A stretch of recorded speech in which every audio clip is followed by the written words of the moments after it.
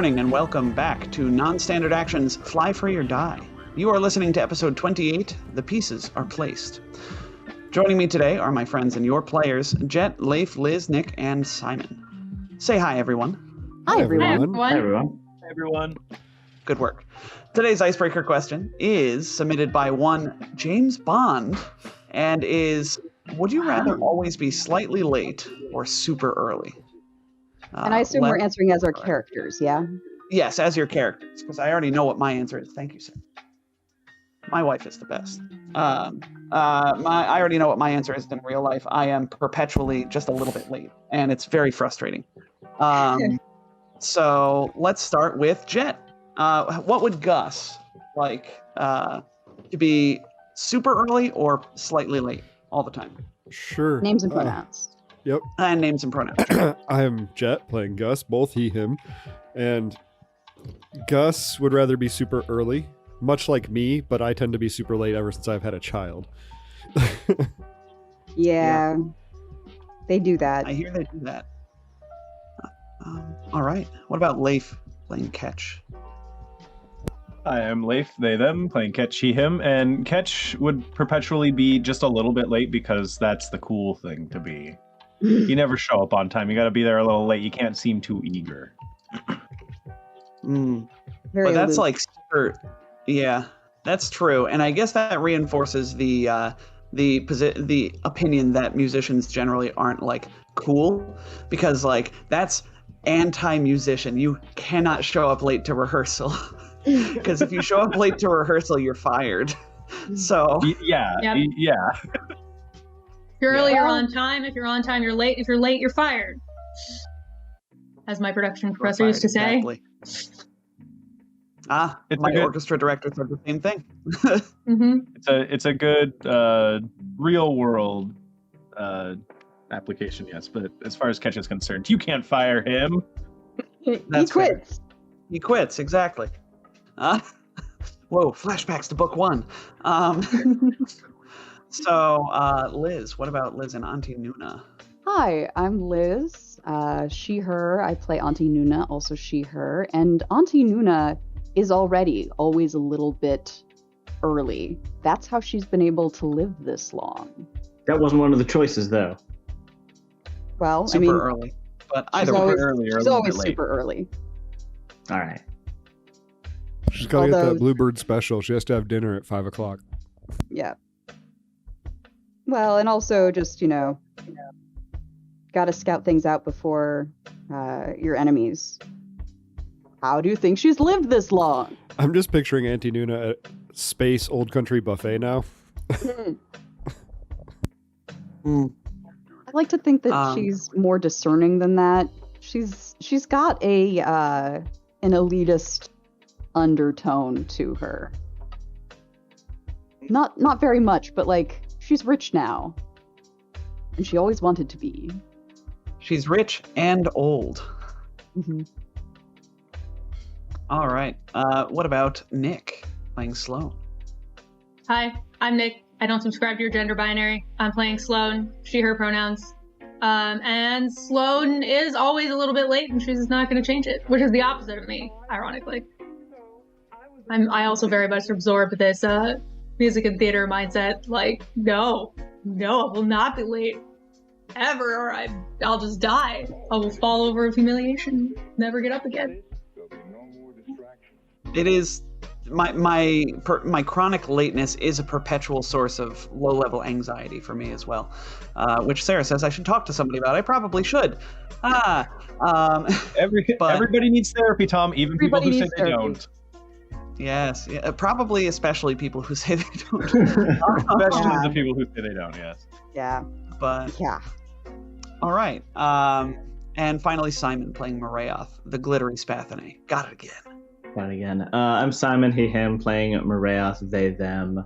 Marayoth, even in their Edgecore days, really mastered, like, arriving to all meetings as late as can be without getting fired.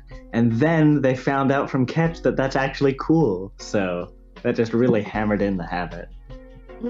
I love it. It's a form of Love that. subtle It's a Protest. power play. What is it? Respectful disobedience or something, or I don't know. There's Anyway. yeah. Not civil, bad. civil disobedience. Anyway, Yeah, that's the word you're looking for. yes. Regardless. Yes. Okay, thank you for that icebreaker question. Did not have a name next to it in our Google Sheet. We have 2 icebreaker pages on our Google Sheet, and I pull from them both. So some of them are named, some of them are not. And that's okay. So last week on Non-Standard Action, our free-flying traders landed on Smuggler's Moon and quickly began schmoozing and making connections.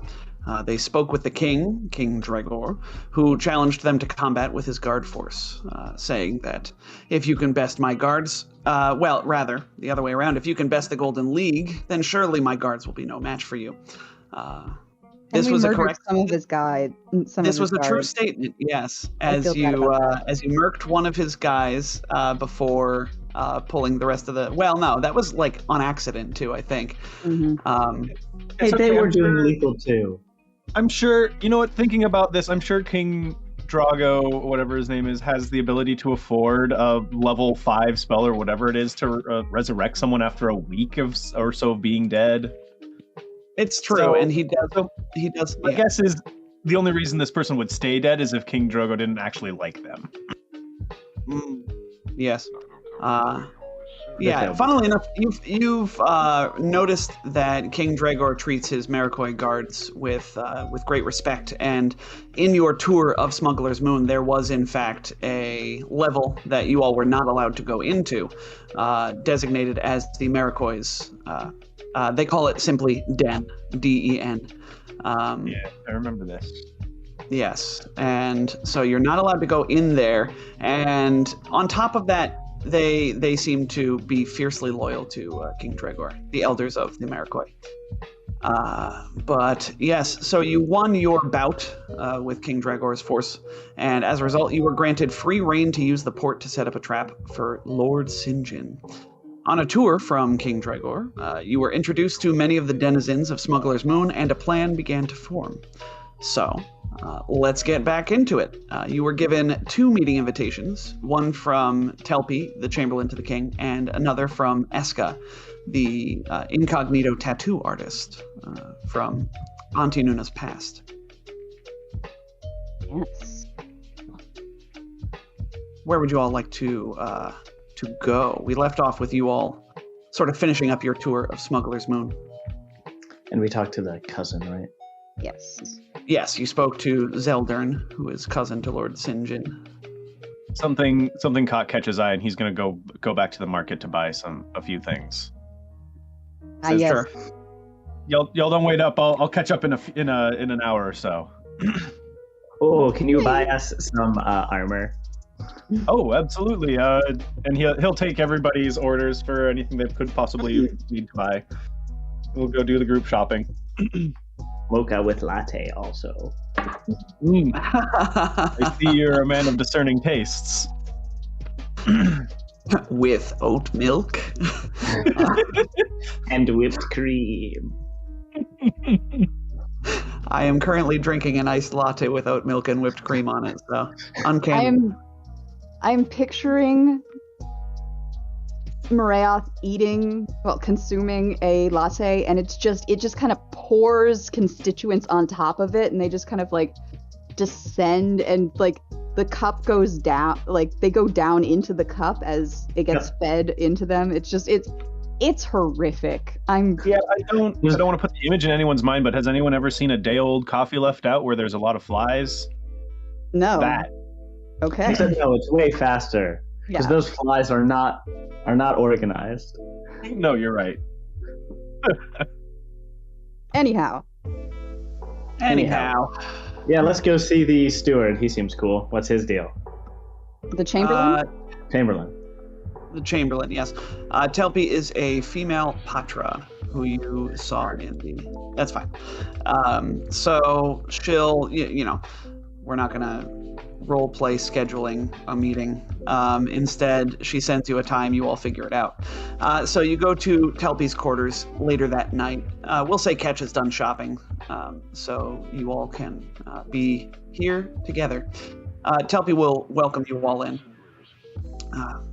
Welcome, crew of the Severance Package. Thank you. She Thank you for setting up this meeting. Of course. She awkwardly stands around for a moment and then says, sorry. Why don't you all take a seat? And I'll cut right to the chase. My brother Frennick and I are indentured servants here.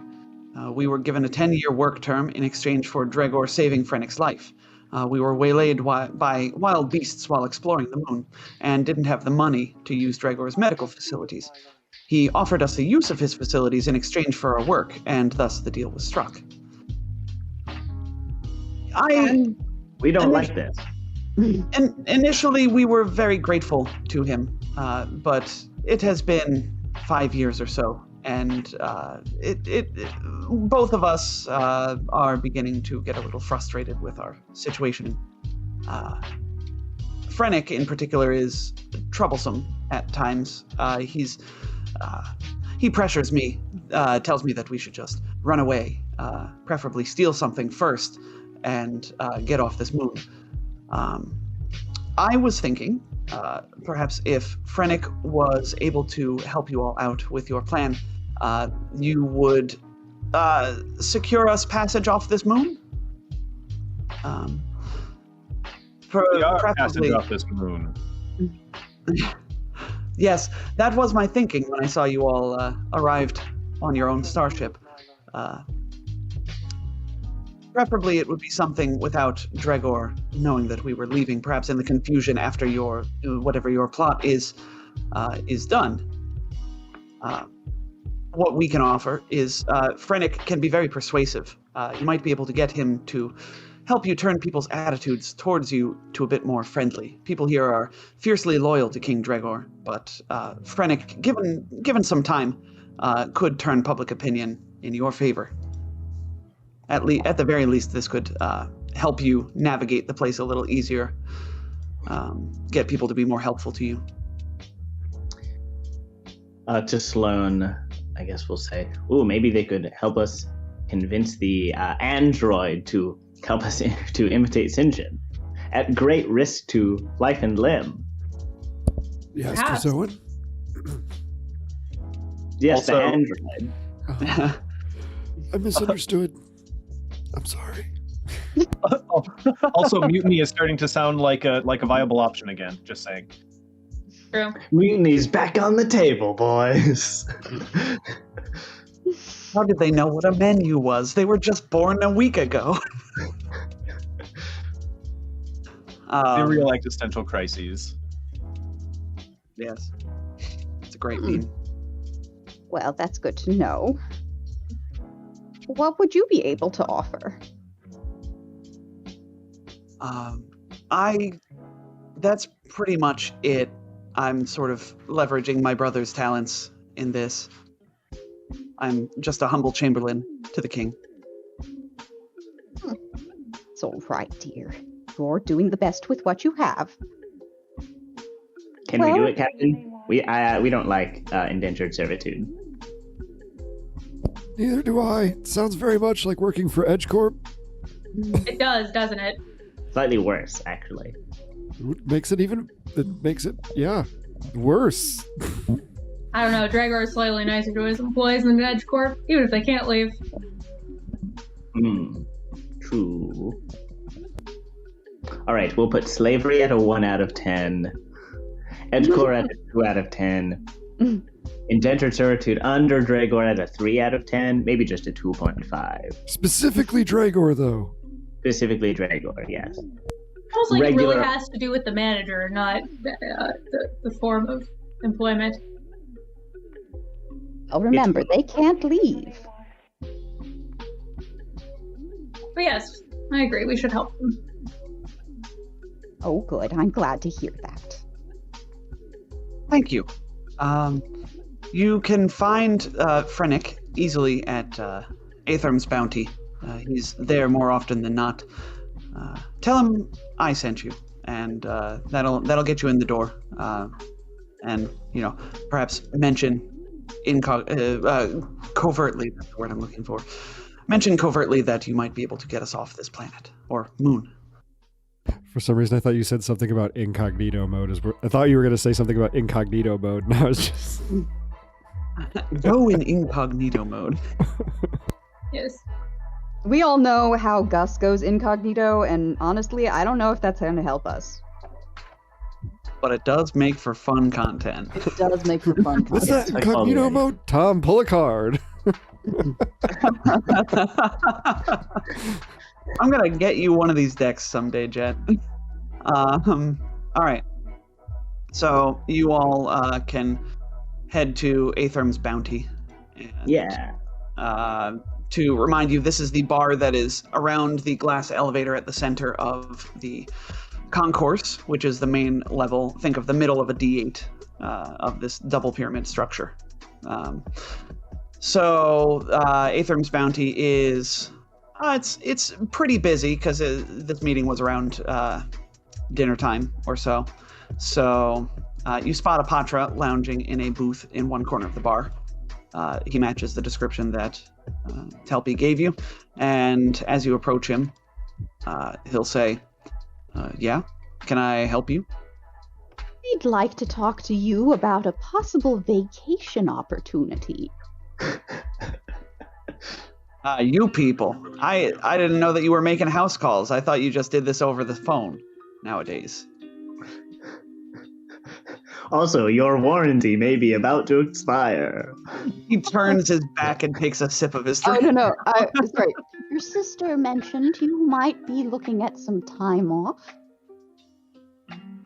Ah, you spoke to Telpi. Well, why don't you take a seat?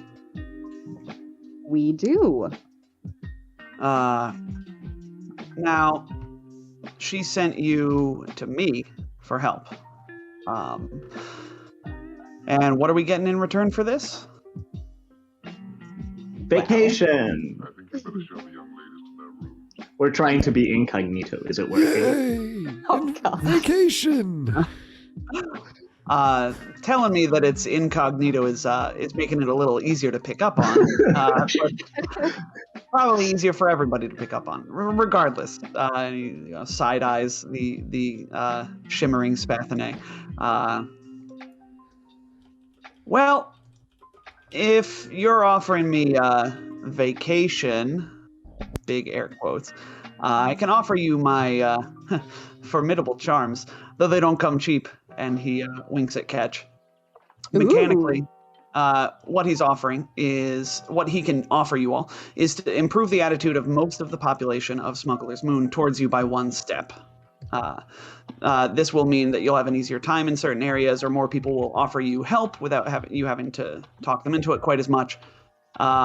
He just asks you for 4,000 credits in order to do this. This will not include named NPCs, nor will it include the Marikoi. He says, those guys hate me. I don't know why. I think they think I'm annoying. So you can't improve how Identity feels about us? No, but she's pretty friendly. If you go talk to her, I bet you could make an acquaintance of her. She's pretty cool. Okay. 4,000 credits is basically nothing at our level. Well, way to make me feel like a cheapskate. Rails roots around in their pockets and comes up with a few credits. I think these have 4,000 on them. All right. Well then, give me about a week, and you'll have your you'll be the talk of the town in a good way. Pleasure doing business with you. Do you think Brandy? Should we adopt a different moniker in order to become the talk of the town? I mean, We had to do this in the past. is anybody looking for you here? You don't think so? Then that just sounds needlessly complicated to me. But, whatever floats your boat. I don't think there's any need to be anybody but who you are, Maria. You're special enough. Okay. All right. I mean, how many glittery spathinae do you know? None. One. Depending on what you mean. All right. Well, let's head on and go talk to Identity. All right. What's his name? Frennick will, cheers you all with his drink and go back to his solitude, smoldering in the corner of the bar like you do. And What did he do on this station? Not much, honestly. He's we'll say he's in he's effectively he's like a custodian. Yeah. He's a hot janitor. Okay, gotcha. Yeah. Those exist. Those do exist. But all right. So you go to talk to Identity. You can find you all are PCs of some cleverness and skill, so you're able to find Identity's we'll say Identity's dressing room backstage from Beguile. And you knock on the door, and Identity will open the door, and you see. Oh, if I had thought to, I would have cut out. They have some really cool art of Identity in the book, actually, that I neglected to cut out the last. Quick, we're gonna time, vamp. too. Screen grab. Sure, I'll screen grab and put it in a handout for you all. So while Tom's doing that, what interesting things have you all bought in our downtime? Well, Auntie Nuna bought some. Well, no, she got finally some hand-me-down armor, because apparently a 23 for EAC was not good enough. level 12, not really. I mean, it only improved to 25, guys. So I don't know how much better that is, but she also, more importantly, got a Mark III ability crystal. And I put it into charisma. So she is a plus. So her modifier now is +7. She is the cutest granny in the entire universe. Which I still don't know how I feel about. Look, she's not hot. We said hot granny at first, and I decided no, cute. Cute granny. Adorable. Just like, Okay, cute, not like, oh, cute. Okay. No. That's fair. I mean, unless you're really into that, no. Yeah. Okay, well, cool. That's exciting. Oh, look at that. I've got the handout. Oh, I'm sorry, folks.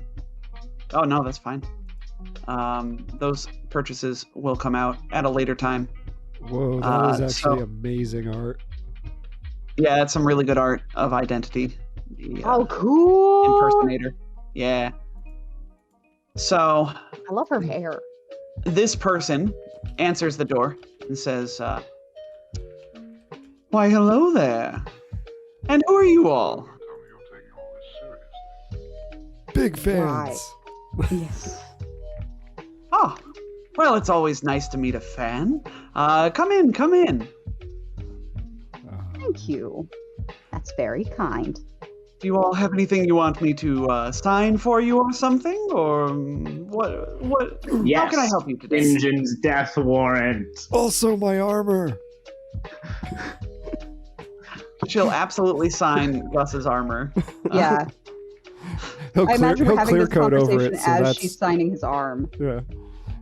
Oh yeah, the arm, not my armor. She'll sign my arm. I'll clear code over it. It'll become a permanent part. Like my nanites will make it like a permanent part of the arm. She signs in very loopy. Like she has a great signature. Yeah. Identity. She does that, and then just a split second later, there's like a weird ripple as the nanites flow over it, and they sort of integrate it into the arm. Oh, you're fun. I'm full of millions of robots. That's fantastic. Sometimes. Sometimes. Auntie We have a Luna, job for you.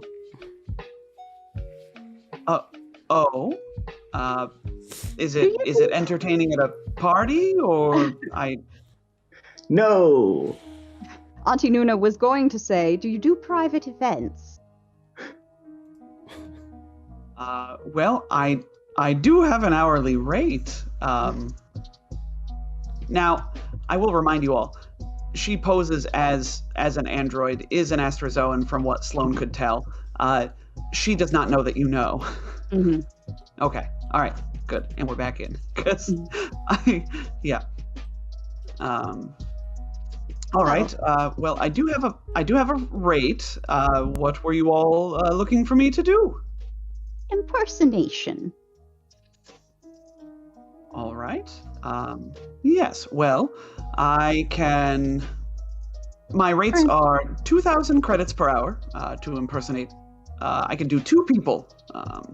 For every extra person on top of that, it's another 1,000 credits per hour. Interesting.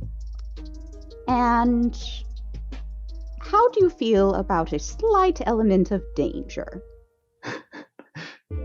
Do you take hazard pay? Yes, I suppose I could do some. Yes, hazard pay.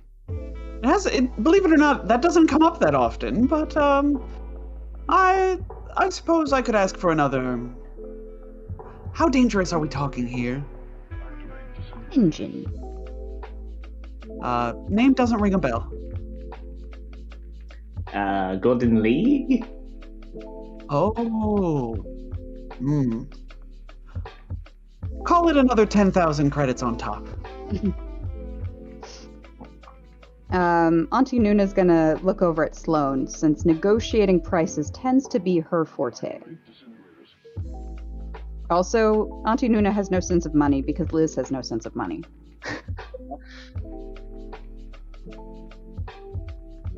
I'd be happy to make it worth your while. Oh, well. 10,000 credits would make it worth my while, plus 2,000 an hour. Are you sure? Credits are all you really want?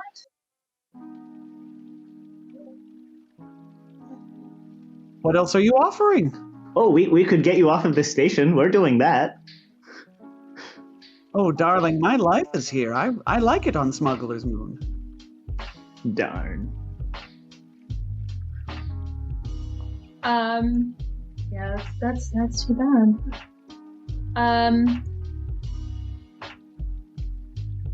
Well, the job's not really all that dangerous, and Sloane will throw out a slightly lower price. Yeah. I would actually ask this to be a bluff because Okay. I don't. Does Sloane really believe that it's not that dangerous? Is the question. No, I'm happy to give you a bluff. My bluff right. is better, even. Yeah. Okay. That's only a. I tell you what, I will. Before Remember, you can reroll. Well, Yeah, that's before what I all was of that. debating. Sorry, Nick. Before all of that, though, I would just keep your 8 instead of that 6 that you rolled, because in real life you wouldn't just, say, "Oops, that was my diplomacy D20. Let me roll my bluff D20." So, with an 8, that brings your score up to a 34. Yeah, 34 is enough to. You can get identity down to 7,000 credit hazard pay. So. That is, they say, well, you drive a hard bargain, Sloane, but I could settle for 7,000 credits and 2,000 an hour. How does that sound? All right, you got yourself a deal. Excellent. why don't you all just, she describes information that she needs on each person that you will want her to impersonate, where you need her to be, etc. This can all be things that you all come up with later when you're formulating your final plan to lure Sinjin. But yeah, all right. So you've got an incredible impersonator. I guess is Mariah tactless enough to? Yeah. We were curious about why you don't tell people what sort of creature you are. She does a double take, and then Mariah says, again. "Oh, well, I'm surprised that you noticed that. Actually, if you know, do you all mind if I, slip into something more comfortable, as it were?" Please, whatever makes you most comfortable. We've invaded your space.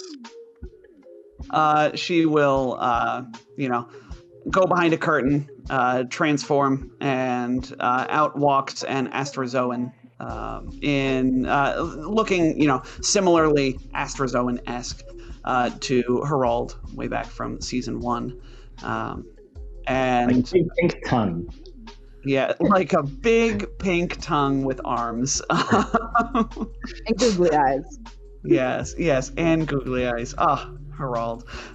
So they'll introduce themselves and say, "Hi, my real name is Velgo, and I use he/them pronouns." I know it gets kind of, it changes a lot with the different impersonations, and so I think it's good to set ground rules. But yes, I am Velgo. Could I get your signature under? Sure, big guy, you've got it. And they will also sign Velgo on your arm, on the opposite side of your arm from identity. Okay. That still doesn't really answer our question, though. Why are you hiding what you are? Oh, sorry, not many times I get to show my true self. It's a show business thing, really. It's it makes it easier for me to trick people into thinking that I'm doing these impersonations in a different way. It's like a stage magician never reveals their tricks, right? This is how I do my tricks. How did you come here? Sorry, Liz, what? How did you come to this place in such an interesting profession? I bet you've got a great story, unless they decided not to put it in the book. Well, that's okay. The back matter? I came here, about 15 years ago or so. Just heard Smuggler's Moon was a neat place, that it collected a bunch of different people. And when I arrived, they were looking for a performer on the stage. And I signed up, and I haven't left since. Well, it's nice that you seem to have found your niche. It is good, isn't it? Well, I'm sorry, but I do have another show coming up soon, so if there's anything else, here's my contact information, and look forward to working with you all. Thus, you cannot add him to the family server. Okay. You've met them once, Gus, once. But they're very cool. All right. Well, thank you for your time. And that now you have an incredible impersonator in your tool belt, as it were. Oh yeah, who paid the credits? I got the last time. You could. Oh, you can't add negatives to our loot sheet. No. I put Auntie Nuna because she has too much money right now. I was gonna say I could put I forth. thought I spent it all. Oh, you just didn't write subtract. it down. I was like, I could put forth my remaining 2,952 credits. I am broke because I buy equipment all the time. Yeah, I'm also out of credits. Well, let me check the Bank of Nuna. while we decide what to do next narratively. Yeah, How much? that sounds good. Yeah. I'm sure you all will find the credits somewhere, is the thing. Auntie Nina, our sugar mama. So, all right. Remaining is a meeting with Shiath, or Eska, as she said she was.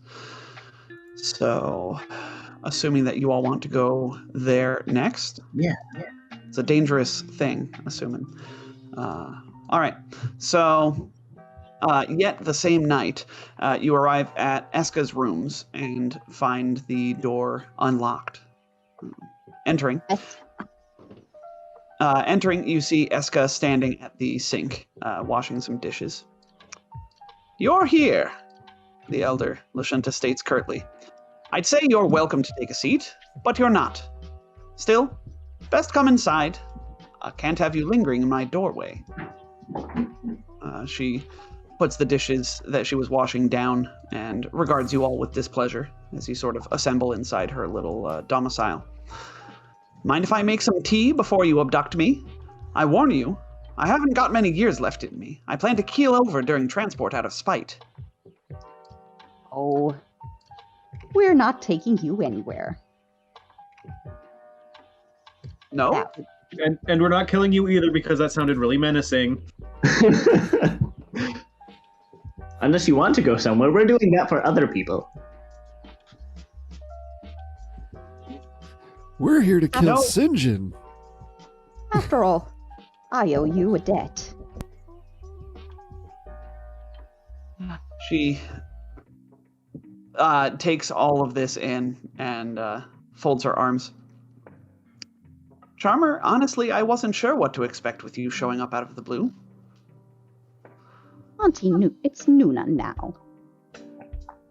"Oh, I'm sorry. Nuna. Well, what's to say you haven't fallen on bad luck and decided you want to turn me over to Sinjin to get in his good graces? Or what's to say that he's not threatening to kill you if you don't find me? I haven't survived this long by being a trusting person." Me neither. Well, We have proof that he has a bounty on us for 1,000,000 credits. that doesn't really reassure her, I'm sure. Oh. In fact, that is one of the possibilities that she just outlined. But we really No. hate Sinjin. Yeah, that. It's a justification for us wanting to kill him. Which we want to do. Quite a lot. Well, why don't you all make a diplomacy check to try and Okay. convince her this? I ate it. Aids are welcome. Yep, Gus aids. Oh, everybody else can stop. That's a 42 on Nuna's diplomacy. Plus 2 from Gus is 44. Yes. So she'll regard you all once more and say, "So, then what are you here for?" Well, we need to get Sinjin off our backs permanently, but there's no way that we can get him out of that turtle of a palace he has. Whatever the hell you'd call it. Fortress. There is one thing that we can think of that would get him to come out, and that is the prospect, only the prospect, of capturing you. See, I knew I wasn't going to like where this was going. But he'll be dead at the end, so you will. If it's any consolation, he'll also be wanting to capture me. Yes, that does make sense. I do believe that. Frankly, I'm surprised to see you still alive as much as perhaps you are still surprised to see me. You always seemed a bit more sensible than I. She'll, We feel like there's some context we're missing. yes, we go back. Nuna waiting. here. Oh, go on. I'm waiting to see if the DM is going to initiate a flashback sequence. Nuna and I go way back. She helped me hide from Sinjin when I wanted to run away, and I am very grateful for that. But if you are going to drag me into your plot to kill Sinjin, you need to know what you're asking of me. She'll sit down with her tea at the table and, loosely gesture to any seating around the room. When I was young, I was a gifted tattoo artist. You might even say I was famous. But I was also naive. I made the mistake of accepting employment with the Golden League. I didn't heed any rumors that I heard. I didn't want to. At first, all went well. Lots of work, lots of money, and access to the best training and supplies. I learned the secret of magical tattoos and surpassed my mentors. They said I was gifted, an innovator. Wow, I'm stuttering. Such a fool. Soon, that was all the Golden League wanted. Magical tattoos to hide weapons, empower the body, vanish from sight, teleport, fly.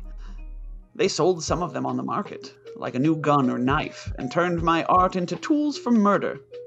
Tried to get me to teach others, but I was vain. Didn't want to, in case they'd decide they didn't need me anymore. Honestly, that might have been better in the long run. She pauses and scans the room. Her eyes land on Ketch. You have a tattoo weapon on you, don't you? Well, I suppose I shouldn't be surprised. I do indeed. I will not summon it to maintain your ease. She just wordlessly holds her hand out to, examine you.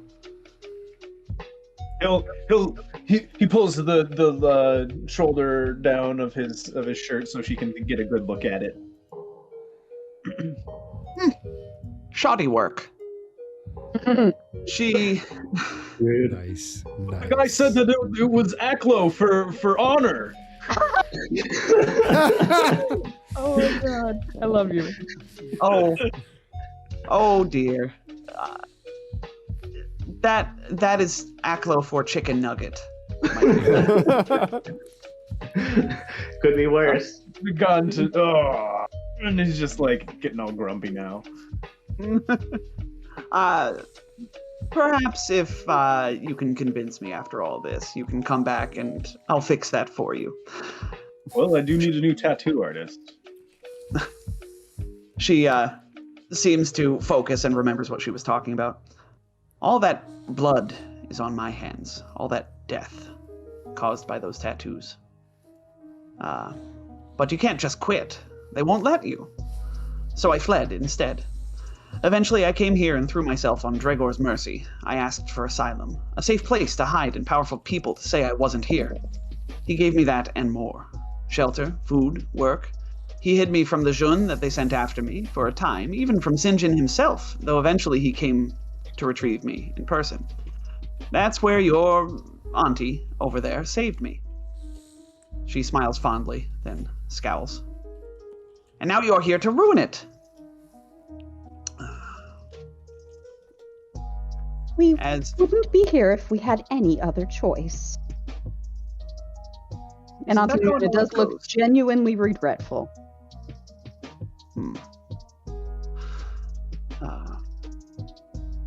Why do you look regretful if you saved them? Everyone deserves a good retirement. As Mariath asks that question about regret, yes, indeed. Let's jump back to that memory. That triggered the time jump. Okay. Surprise! Surprise flashbacks. So we are triggers flashbacks for me too. We're back in the maze-like hallways of the employees section of Smuggler's Moon, with Charmer holding a gun to Shyath's back. Shyath seems to have a thought and breaks her previous silence. We could both get away from him. We don't need to go wherever it is you're meeting him. Where exactly do you think I have to go, other than to Sinjin? Smuggler's Moon is a big place. With another chance, perhaps even if you go back and leave some breadcrumbs or something, I could make an escape somewhere deeper in the moon or out into the forests, long enough for Sinjin to think that the trail has gone cold. And then, you could come out and meet me, and we would wait until this all blows over. And then have Sinjin after both of us? No thanks. Well, I'm not sure what... Honestly, I'm not sure what I'd do with myself otherwise. I'm sure a clever person like you could figure something out. You found me. That means that you're smarter than whoever else he sent. Maybe even smarter than him. Well, what's the point? I mean, I've got a good job, plenty of challenges, good pay. For now. Sinjin is a selfish person. He joined the League to advance himself, not any, family or friends of his. There will come a day when he turns on you, or sacrifices you to advance himself. Mark my words.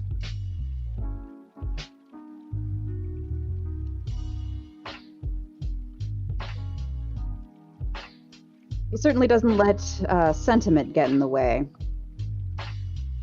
No. I imagine he doesn't. You can't when you run a crime family like that.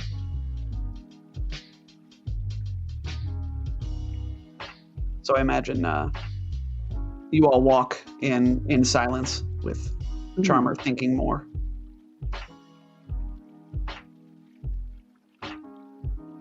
So if I did perhaps want to entertain this idea of yours, how would it work?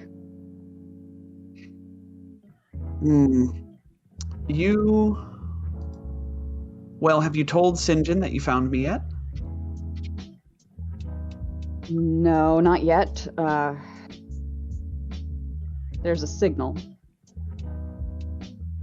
Okay. Well... I suppose if you just let me go and then I get lost, I go somewhere else, you just tell Sinjin that you couldn't find me, and that's that. That's the end of it. He never has to know. This plan sounds an awful lot like you getting away and me being left holding the bag. But then you also leave. Where would I go? Here. Smuggler's Moon is great. If I wanted to stay on a little mudball of a planet, I would have stayed home.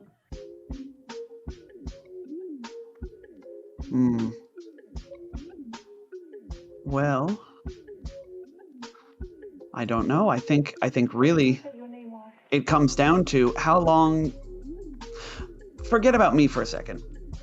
This all comes down to how long it's going to take for Sinjin to decide that you're not useful anymore.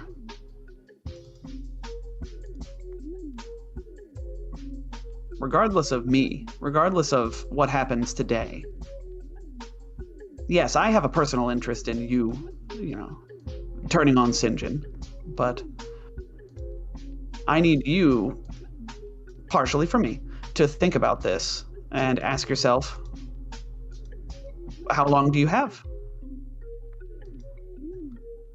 You know you betrayed one of his cousins.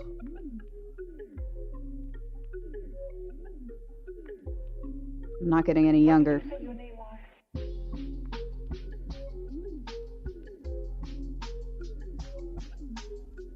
Sinjin, being an elf's gonna stay the way he is for a real long time. That is unfortunate. Long memories on elves.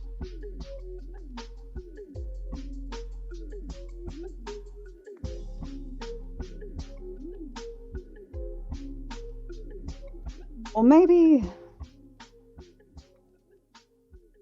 we make it look like we both took off on different ships. There's ships coming in and out of the station all the time. That way, he's always hunting for you somewhere else other than here. And then I just stay here while he goes off on a wild goose chase. And what do you do then? You actually take a ship off?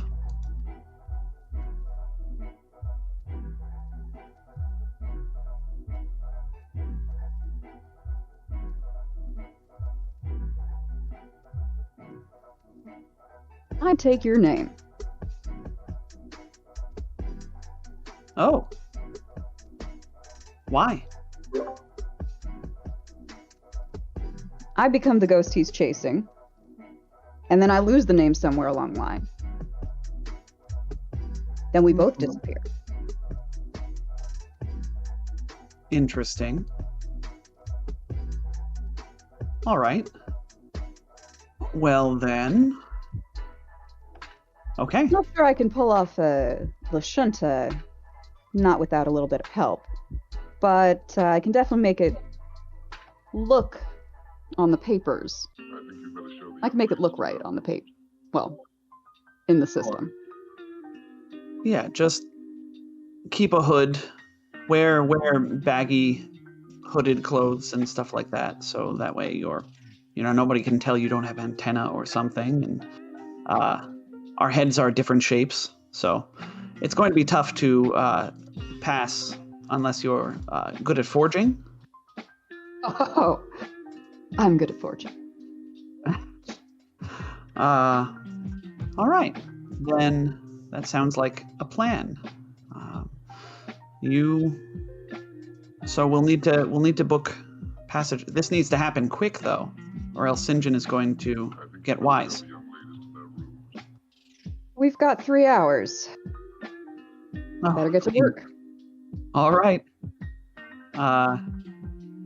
And yeah, so I think we will simply leave it there.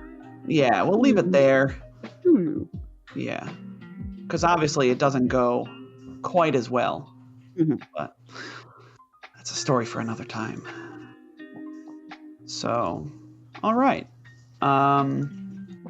We come back in on those the two faces. Oh yeah, like on TV, we fade out, and the two faces, become much older, and they're looking at each other from across the table. And Eska will turn to the party at large and say, "Well, I suppose what happens now? What do you need from me to not get me killed in all this?" Well, we need you to pop your head above the parapets, just for a few moments. Enough that Sinjin's watchers will see it. All right. Didn't we want to fight Sinjin in the throne room? Yes, that's the next step. We need a verified sighting of you, as Shaeth, here on Smuggler's Moon. Shaeth Evidros is dead. The Golden League killed her, and her family has mourned her loss. Please call me Eska. Yes. Very sorry. We could just tell Sinjin that you're here, and that we want to trade you for our lives. Yes. His cousin is here. You did know that, right? Zeldern is here. Oh, right, yes. We've bought him drinks. Yes, it's very awkward. We sort of dance around each other, not literally, but move. You say that's sweet. We pretend the other doesn't exist. It's easier that way on Smuggler's Moon. Oh, that's sad. So if he sends the message, then he will not know that we are here. If we also hide the ship. Good. And then he will be less on his guard. That sounds good. It would be nice to have this monkey off my back. That's not the right expression. This specter out from looming behind me. It would be good to have Sinjin dead. This Couple revenant airport guards hunting from outside are you. just like, yo, that's really bad.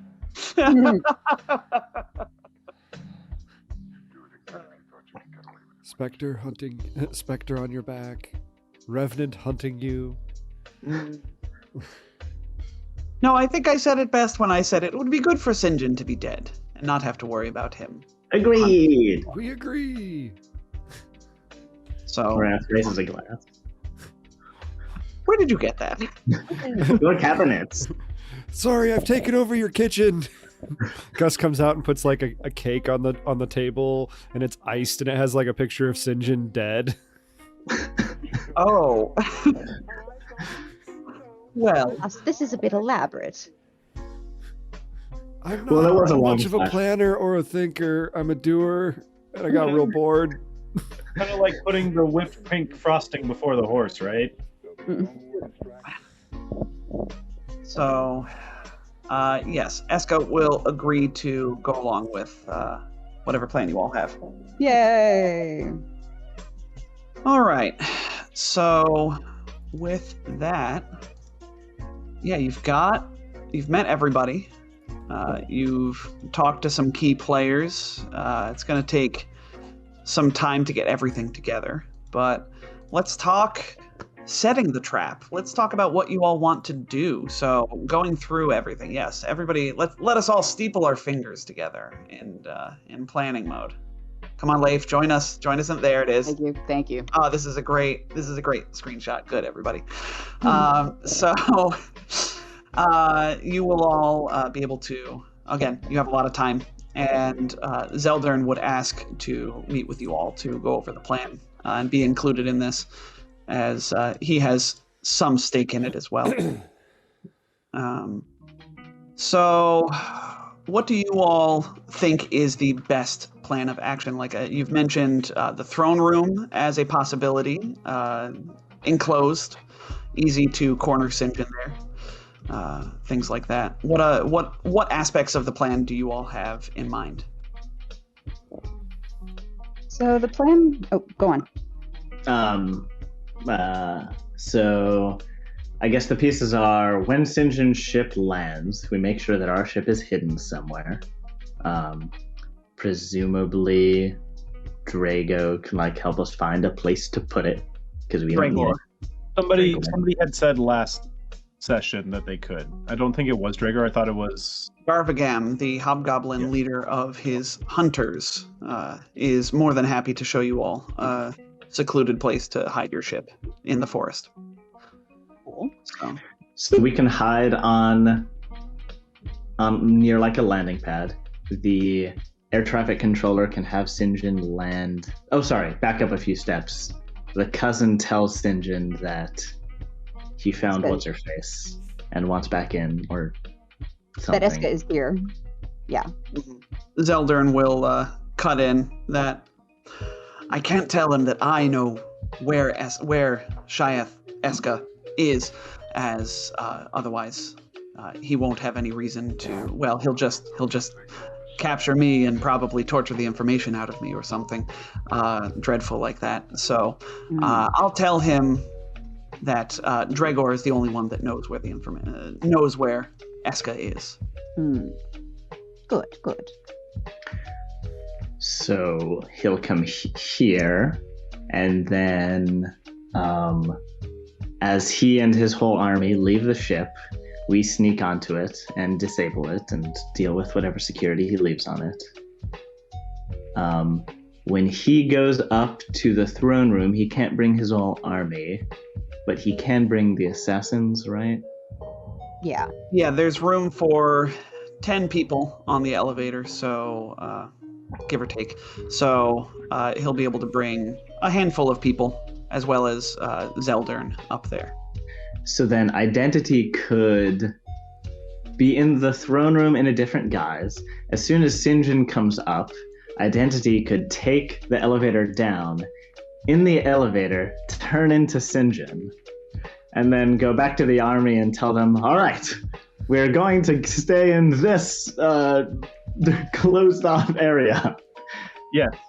Well, I thought we were going to use identity to get onto the ship to disable it. You know, like we get Sinjin to leave.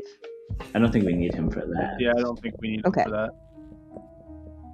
Okay. So, Identity's role will be to convince Sinjin soldiers, hey, go stay here. Internally Over here, this will take longer than I expected or whatever. Sure. Yeah. Yes, and Rianri, the greeter who greeted you on your when you landed here at Smuggler's Moon, or some other such greeter, can greet Sinjin on the landing pad as well to allow him to to offer him the same services they offered you with, here's room and board, and here's how much it'll cost, and you could all you could distract the soldiers that way, and then have Velgo go in and say, stay here for a while, et cetera, et cetera. Okay, so we don't actually need to give them false orders? Not necessarily. Because remember, you all have the signal jammer as well. Mm-hmm. So once they're in that room, you all could just turn on the signal jammer. Yeah. Then they're not going to get any calls. Okay. So it sounds like we don't need identity then? I think it would be good to still use identity to move the soldiers somewhere else, because from a strictly player standpoint, the DC to overcome those signal jammers is a little low for level 12. A level 14.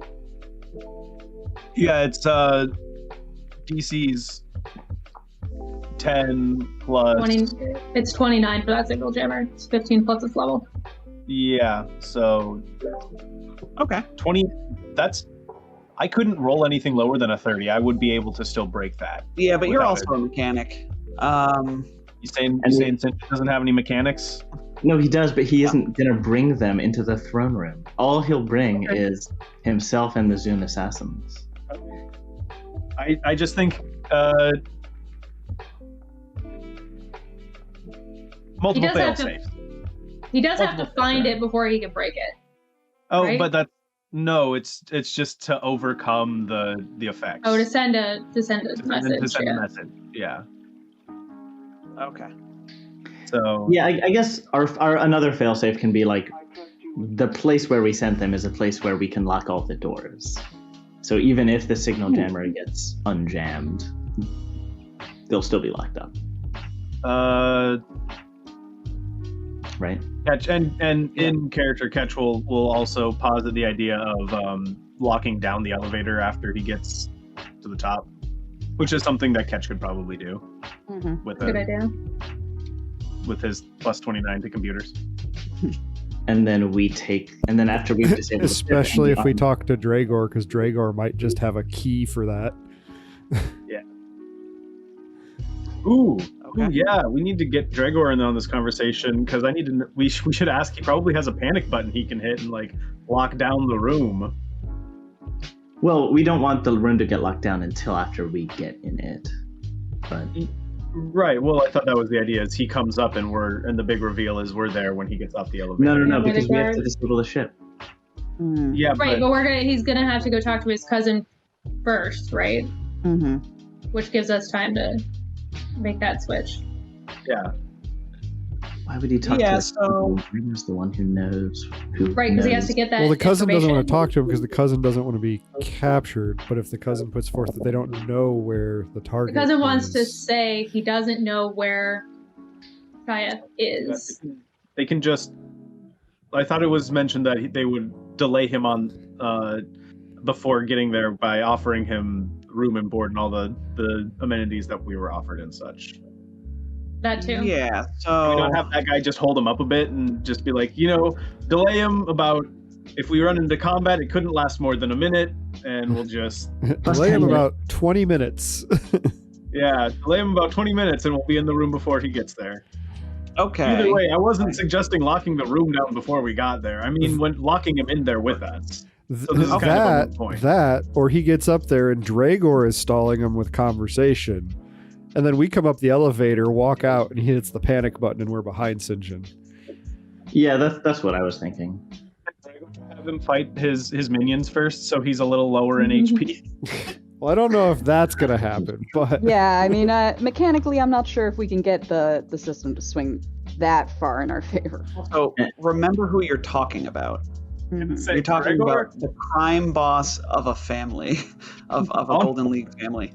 If you all were able to beat up... Go on. Go ahead. Sorry. No, I was just going to say, all you got to say is something honorable combat to Dregor, and he'll be foaming at the mouth. But yeah. Yeah. Okay, so currently it sounds like your plan is lure Sinjin here. Zeldern will tell him, hey, I know where Shayeth is. And then Sinjin arrives. You all sneak onto his ship because you're going to be, I don't know, like clinging to the underside of the docking pad or something. Sure, that sounds fun. Sure, that sounds sick. Yeah, you all can fly. And then while you're disabling the ship, the soldiers are moved into quarters by the greeter. And then the greeter is holding up Sinjin and Zeldern with, paperwork or some such bullfleam of like, oh no, your ship's registration, et cetera, et cetera. Yeah. That will only work. Scan. Hold on, let me try it again. Yeah, exactly. That will only work for so long. But Well, then there's the slow walk to the elevator, because that took us a while. sure, yeah. And then I'm sure they could turn down the speed of the elevator. But don't we need to get in there before them? I'm still because really confused. Leif made a good point where you all could just ride the elevator up to the throne room later and then make a grand entrance to corner Sinjin there and then have Dragor, press whatever panic button he has. Yeah, so Dragor will, let's see. Yeah. When you include Dragor in this conversation, Dragor will say that, yes, he has he could arrange for the elevator to be shut down so that Sinjin won't be able to use it. It'll be locked down and, yeah. We'll say it's even promise this will be an even better fight than when you had us fight your guards. It will be even more amusing. Well, I hope so. If But I it'll hope make you you more, win it too, because I am banking a lot on your success here. if it'll make you feel better, I'll emblazon your symbol across my armor. You do whatever helps you. I'll also put some flames on it because I'll go faster. We'll give you the exclusive TV rights to this, so you can make that up if you want. Yes. So it still sounds like we're not using identity. Is there some way we can use them as a fallback, as a safeguard? Well, Maybe in case. How are we this- getting the guards diverted then if we're not using identity? I missed that. with the steward? Oh. the greeter. Greater. Yeah, currently as the plan stands, you have the greeter leading them into a room, and then you can have Capria can lock down that door. That is, once again, a temporary stopgap, but depending on the timing of all of this, that should be fine as long as you all deal with Sinjin. We could have identity waiting on the side. If the guards realize something is amiss and they break out of that room, we could have identity like stumble out of the vestibule where the elevator is and be like, it was a trap, and then lead them in another direction away from Sinjin. Yeah, Okay. yeah. Yeah. All right, that's our third callback option. Signal jammer, door locks, Astrozoan. We can't I not love use an Astrozoan if there's an Astrozoan as an option. Yeah. Herald Yeah. would be ashamed of us. Well, except that we might actually succeed at, impersonating somebody. Rude. Herald could Yeah. impersonate a chair made of tongues and teeth. Yeah. Pearl could do a lot of things. Pearl could do something. You know how you were talking about us hanging onto the other side of the underside of the landing platform because we could fly? Marayoth and Gus also basically have no bones because Gus has the Ratfolk belt. I'm just picturing us like just Gus's fingertips pushing up a tiny little drain underneath the ship and then just squeezing out a drain in the tarmac like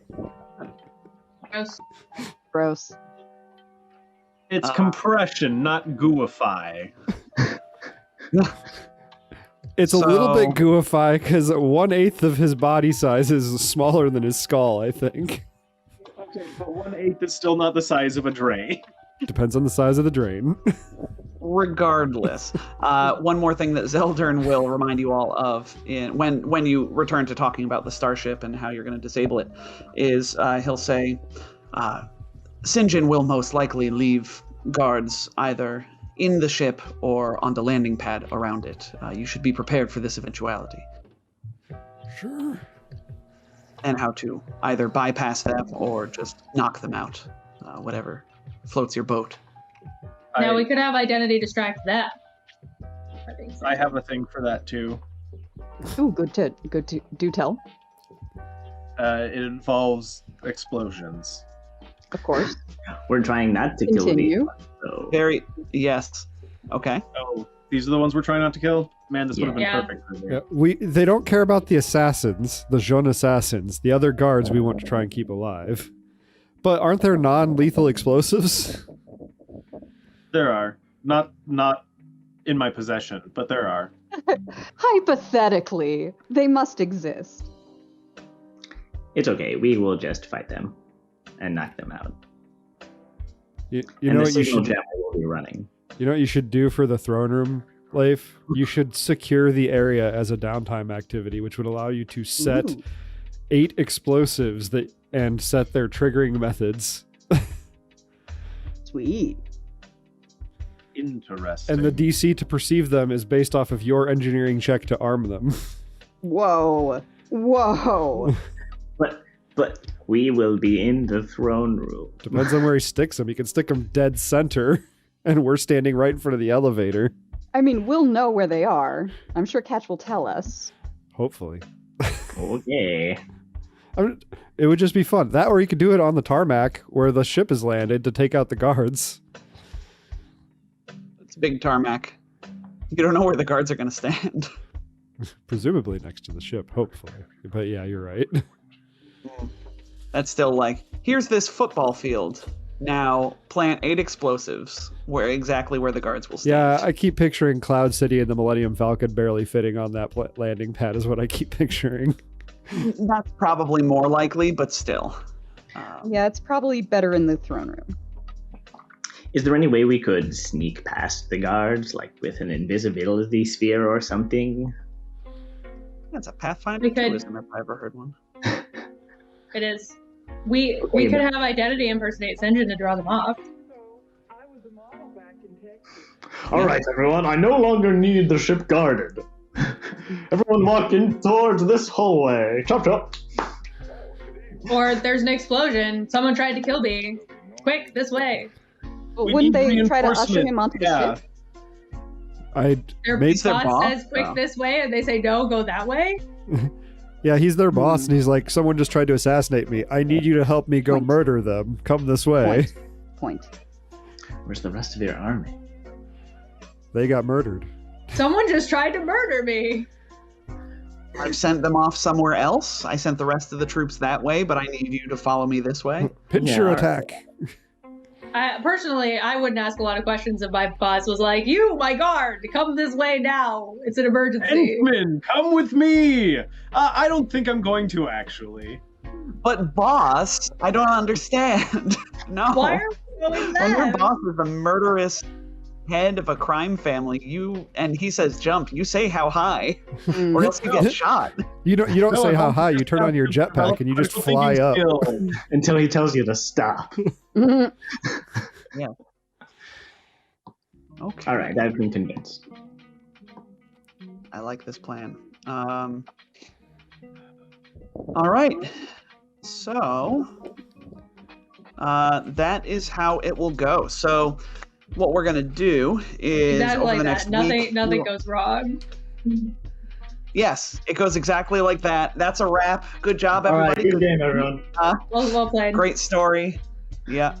Everybody knows the best stories are where the plan goes perfect and nothing bad happens. And this is going to be that. So, but just in case, we'll play it out anyway.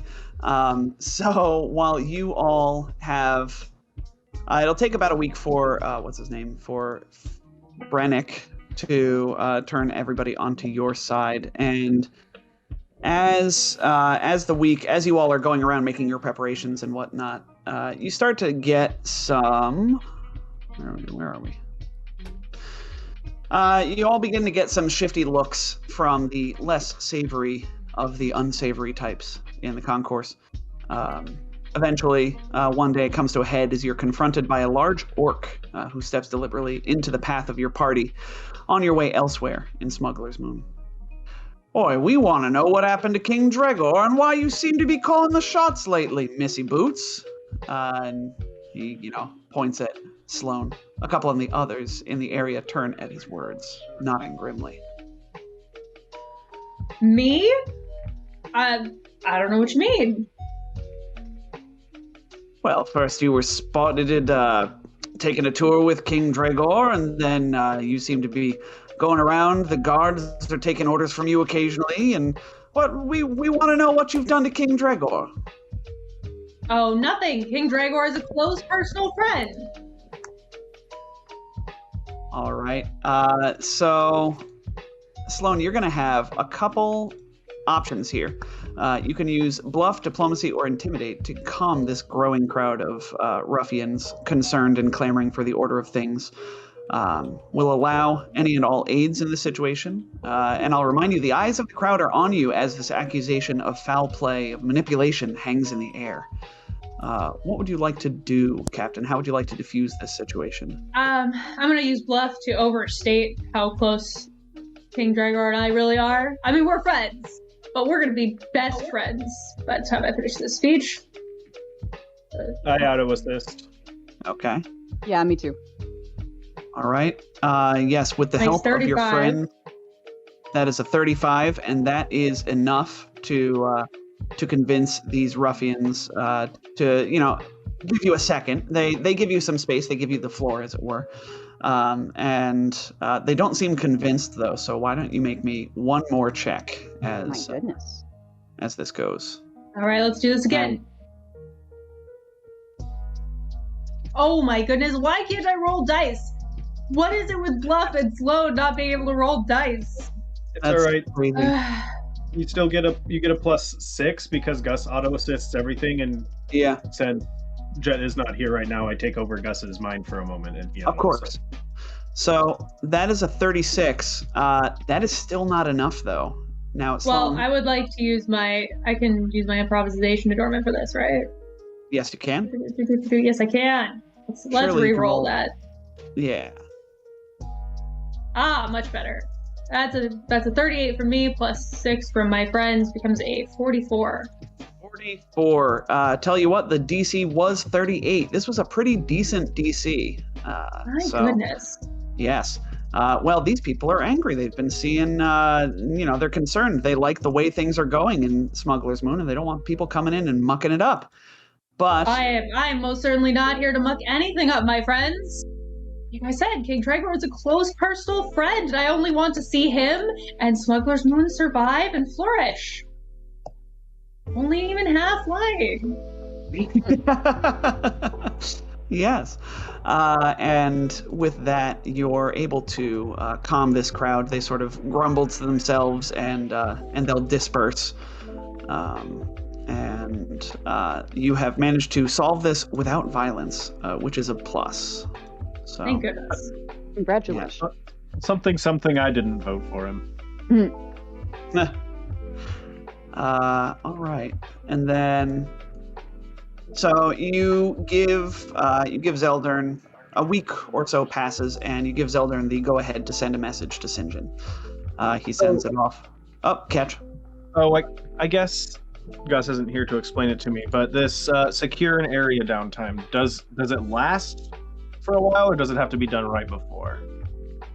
Either way, I think you could do it. Oh, I see, because you also want to get your reroll. Yeah, because I want my reroll. Downtime. And I prefer reroll over explosives. Sure. I'm pulling up the downtime rolls as we go, though. I So am if you want too. to continue on, I can look it So- up, and I'll let you know. No, what this happened. is good for us to go over real quick. Okay. Secure an area. On the can following event- day. Yes. Oh. So it is the following day, and then on the following day, you and your allies gain a +2 circumstance bonus to initiative and perception checks in the secured area as well. So that's pretty nice. But if you want your reroll, I bet you got somebody else in the party who's good at engineering, right? Well, Maybe. and that's the other thing is I need to look at what was it called? It's probably back towards the top. No, was it manage futures? Was it M? Maintain equipment. Look for futures. Manage course. No. Explore futures. Explore futures. Thank you. During the following day. Okay, yeah, no, I will take a reroll over a +2 to initiative and perception. Okay. If somebody else wants to secure the room, they are more than welcome to. Auntie Nuna can probably do that. All right. So, yeah, Auntie Nuna's pretty good at engineering, rather, and that'll give everybody a bonus, which is pretty cool. So, King Dregor will allow you to set up these explosives in the throne room. Great guy. Perhaps moving some of his more valuable pieces out of the room, knowing that there will be an all-out melee I and suppose. grenades going off. What's up, Leaf? Secure area says nothing about explosives. It's in the section above. The activity. Oh, there it is. So, yes, you can set it to be rudimentary tripwires or pressure plates. Each explosive requires its own detonator. So I'll say you could also, since they each have their own detonator, you could also just have it rigged so that you have control over each detonator. Kind and benevolent. At your leisure. Yes, I am very kind and quite benevolent. So, all right. I will make some engineering checks for Auntie Nuna in secret. Auntie Nuna, what is your engineering bonus? Auntie Nuna's engineering bonus is 21. Okay, I will roll. You know what? I'm just going to roll 1d20 and see what that does. The other thing to keep in mind is what explosives from where.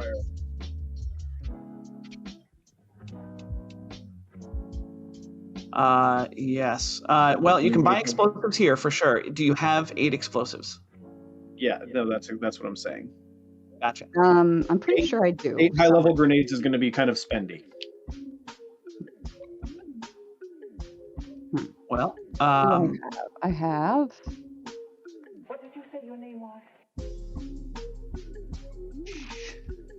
Let me check the loot sheet.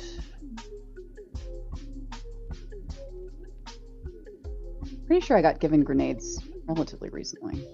yeah, they kind of fall off of trees. I've got sometimes. Mark III riot grenades. I've got a Mark III hollow grenade. I've got a Mark II web grenade. So it sounds like a rave is what you can set up with these grenades. You got a hollow grenade, some riot grenades, and web grenades. And... Riot grenades aren't bad. Don't those stagger for a turn? That sounds right. So Man, yeah, Liz. Liz, why don't you tell me how many grenades you set up, and we can figure this out later, because we're not, believe it or not, we're not going to get to the throne room just right away. So Okay. you get a tally, and we'll roll those engineering checks retroactively. That's the word. Okay. All right.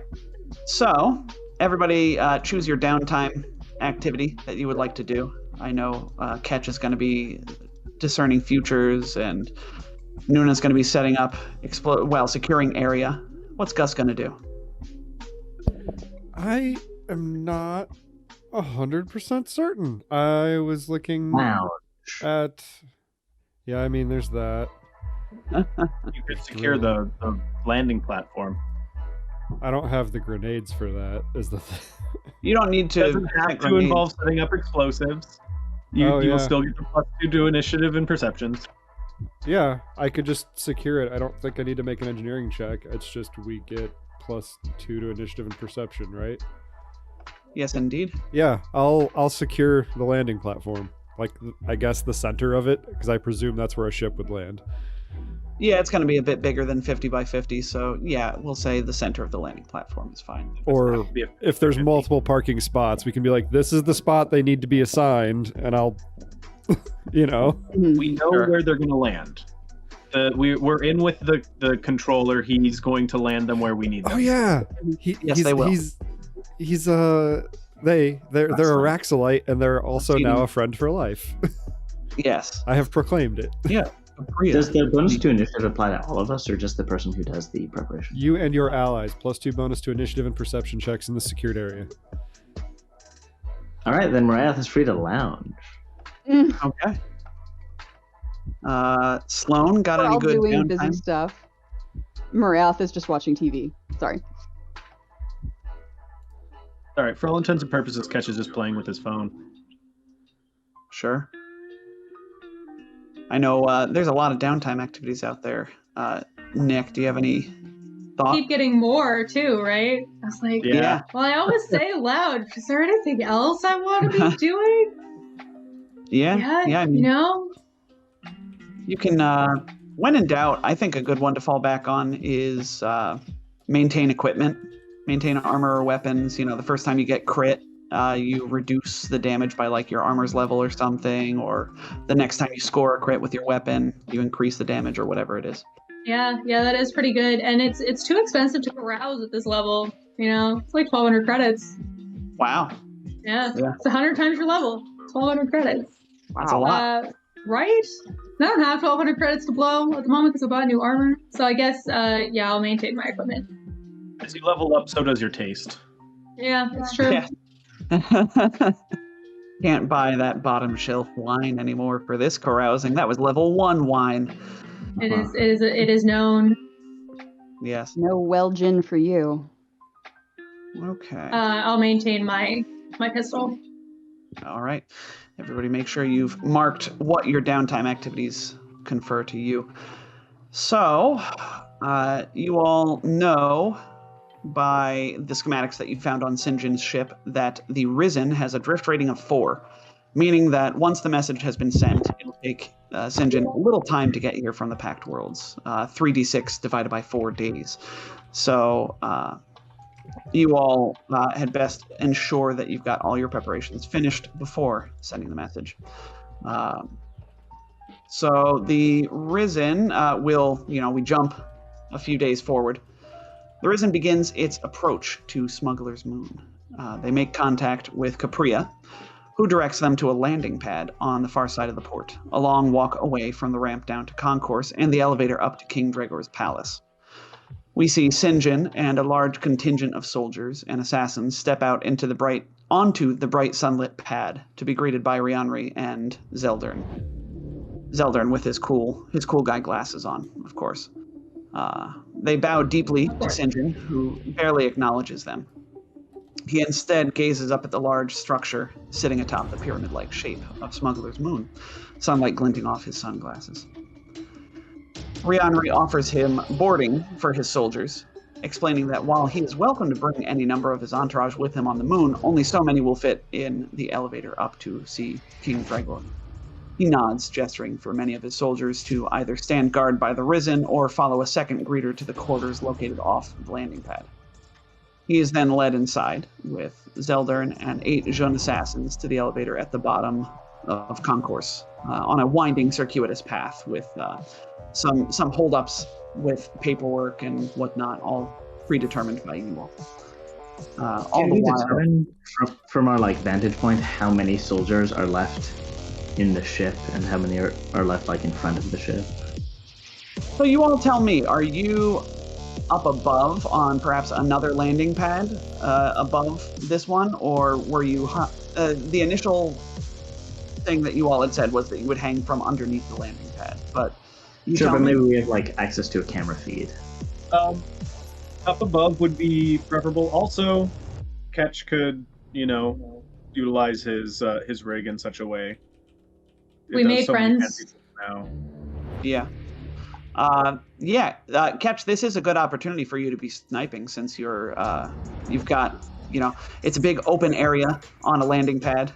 So this could be something that you might want to do. Nick is right. You have made friends with Capria in security. So I honestly, all of the above, you could know from various sources just how many soldiers there are at a glance. So looking at the docking bay, landing pad, there seem to be 4 soldiers on the landing pad with the Risen, as well as another 20 or so go to walk through the door. Like they process behind the Jun assassins and Sinjin and Zeldern and Rianri and all of them to Capria will tell you there are 2 standing guard outside the airlock connecting the landing pad to the concourse, if that makes sense. So they're watching the door on the other side of the docking, the airlock. So in short, you've got 4 guarding the ship. Another 20 or so were led away by a greeter to go stay in some quarters.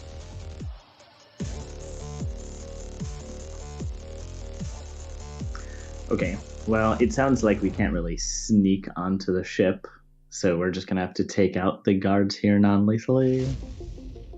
Sure. Yes. All right. What happened Catch. Ketch would Nick? like to set up to snipe the snipers now. What happened to our distraction? Yeah, there was talk of having Identity lead these guys away after a few minutes. Right. That's right. Yes. Then, yeah, you can. If that is. Yeah, a lot of this will go like, oh yes, we set this up as part of the plan, so we can feel free to talk this out in the midst of the plan as well. But And that might not work, and maybe Ketch needs to shoot people. maybe and- yeah. I was going to say about having made friends with the workers. Perhaps the best place for us to be, as we're sort of waiting for the guards to be distracted, is dressed like maintenance workers or something, just off to one side of the landing pad, rather than being under it or way up high or somewhere where it's going to take us a long time to get there. So, disguise yourselves as workers. I mean, Yeah. they're Just also get some maintenance jumpsuits and like be off on the other side of the landing pad, buy some crates fiddling with something. Nobody Yeah, pays any attention to the maintenance crew. Yeah. Okay. I like that. Why don't so anybody if Ketch wants to be the eyes in the sky or whatever, he can still be set up on a docking pad. But each docking pad is like 100 feet up from the previous one, so there's enough clearance between each of them for ships to scoot in there. So Ketch will be like 100 feet up. I still wouldn't even have to aim through the scope to hit. My range increment is 100 feet. I tell you what, you can be where Ketch wants to be in order to be far enough away to properly snipe.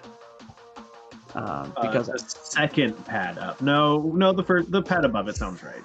100 feet up is still far enough away. okay, I'm and then just- it's still flavor-wise like sniping, even if it's not Yeah. mechanically using range increments and all that. I mean, I'm also kind of just picturing him like webbed to the bottom of the upper landing platform, just staring straight down with the gun in his hands, just because waiting. nobody ever looks up. Yeah, no one looks up.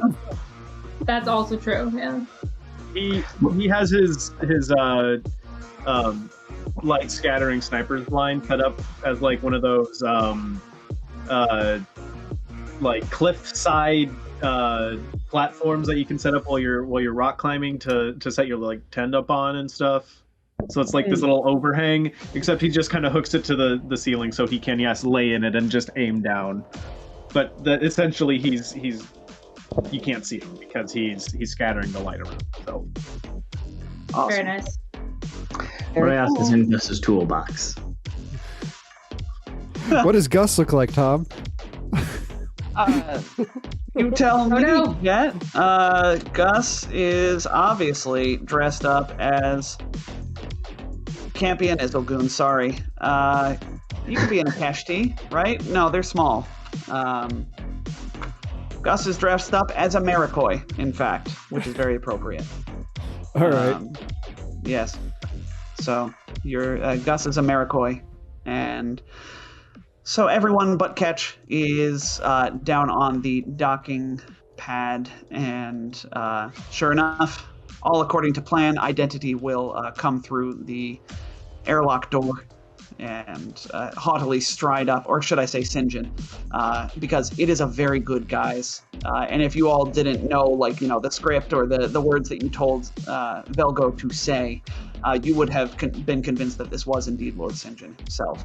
But Sinjin will stride up to the guards and say, I'm going to need you to come with me. There has been a complication, and I need more security deeper inside the moon. And the guards will snap to attention, salute, and follow Sinjin through the airlock door. Yes, good. All right. Clever use of your materials, my friends. And with that, the ship is left unguarded on this docking platform. So... Go. Dun dun dun dun dun dun dun. Gus does the dramatic transformation where he reaches across his body to grab at nothing and then goes, "Whoa!" And all of a sudden he's Gus again. Of course. And then he starts running with the toolbox full of Marayoth. Spilling bugs everywhere. Oh god. Oh god! Ketch will verify. He's like he tracks them, watches them leave, and he says, "All right, the bogies are gone." And then he'll just detach himself and he'll jetpack down. Just free falls down to the platform and then... Yeah, no, it's the first 75 feet he free falls, just kind of like hero dives and then activates his jetpack and lands. 3-point hero stance. Yeah, I was gonna say, do you do the 3-point landing? And he throws back his hair. Yeah. No, his hair's perpetually in a pompadour. Actually, it's all that. Yeah, I know it. You can't get it out. With It's like about a a helmet. pound of hair grease. Yes. Yeah. We got a lot of pompadours on this show. We got Catch. We sort of got Jacinto. Oh, yeah. I was just looking at like the other character portraits here. I was like, nobody else here has a pompadour. Oh, right, Jacinto on Thursday nights. Yes. But Pompadours yes, are cool. pompadours They are cool, very. like bow ties and fezzes. So, sabotaging the Risen. So you're gonna, you've bypassed the guards surrounding the ship. Let's get to wrecking it.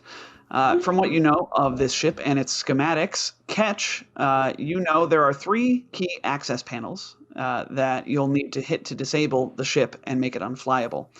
But first, upon entering the ship, thanks to your trap sense, you are able to spot down the hallway, Ketch, a pair of, from the airlock as you enter this ship, a pair of linked cathode cannons aimed and ready to flood the corridor with electricity should you make a single misstep.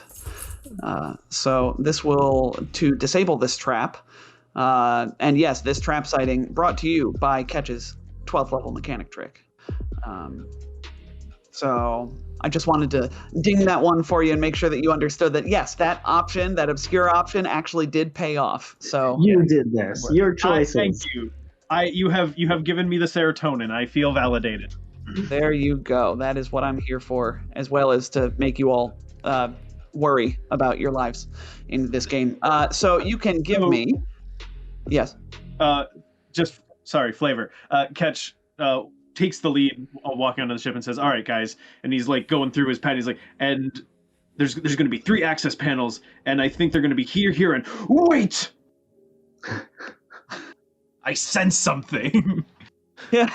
He gets the spidey sense, bring around his head, and then Feels like somebody's pointing a gun at me, but from where?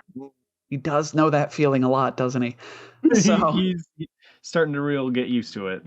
Yeah, so you can make me, and well, anybody on the crew can assist this as well. I'm going to need either a computer's check to scramble its sensors or an engineering check to cut the power from down the hall using some wires in the walls. Oh no!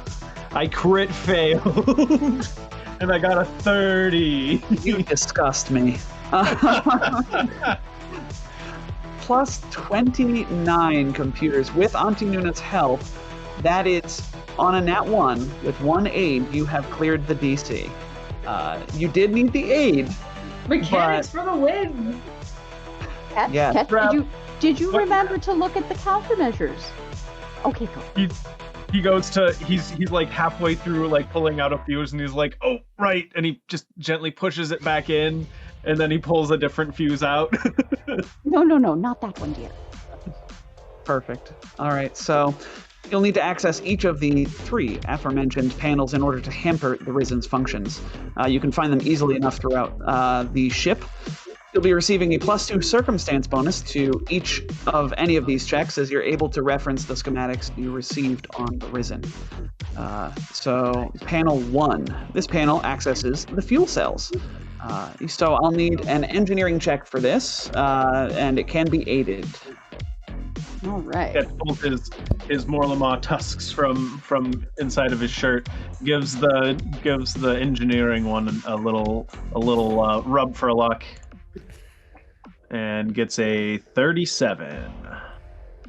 All right. With Auntie Nuna's natural 20 to aid, you all, man, if this were Pathfinder 2, Liz, you would have like critically succeeded on an aid, and that's always fun. That is, I like that in Pathfinder 2, the degrees of success.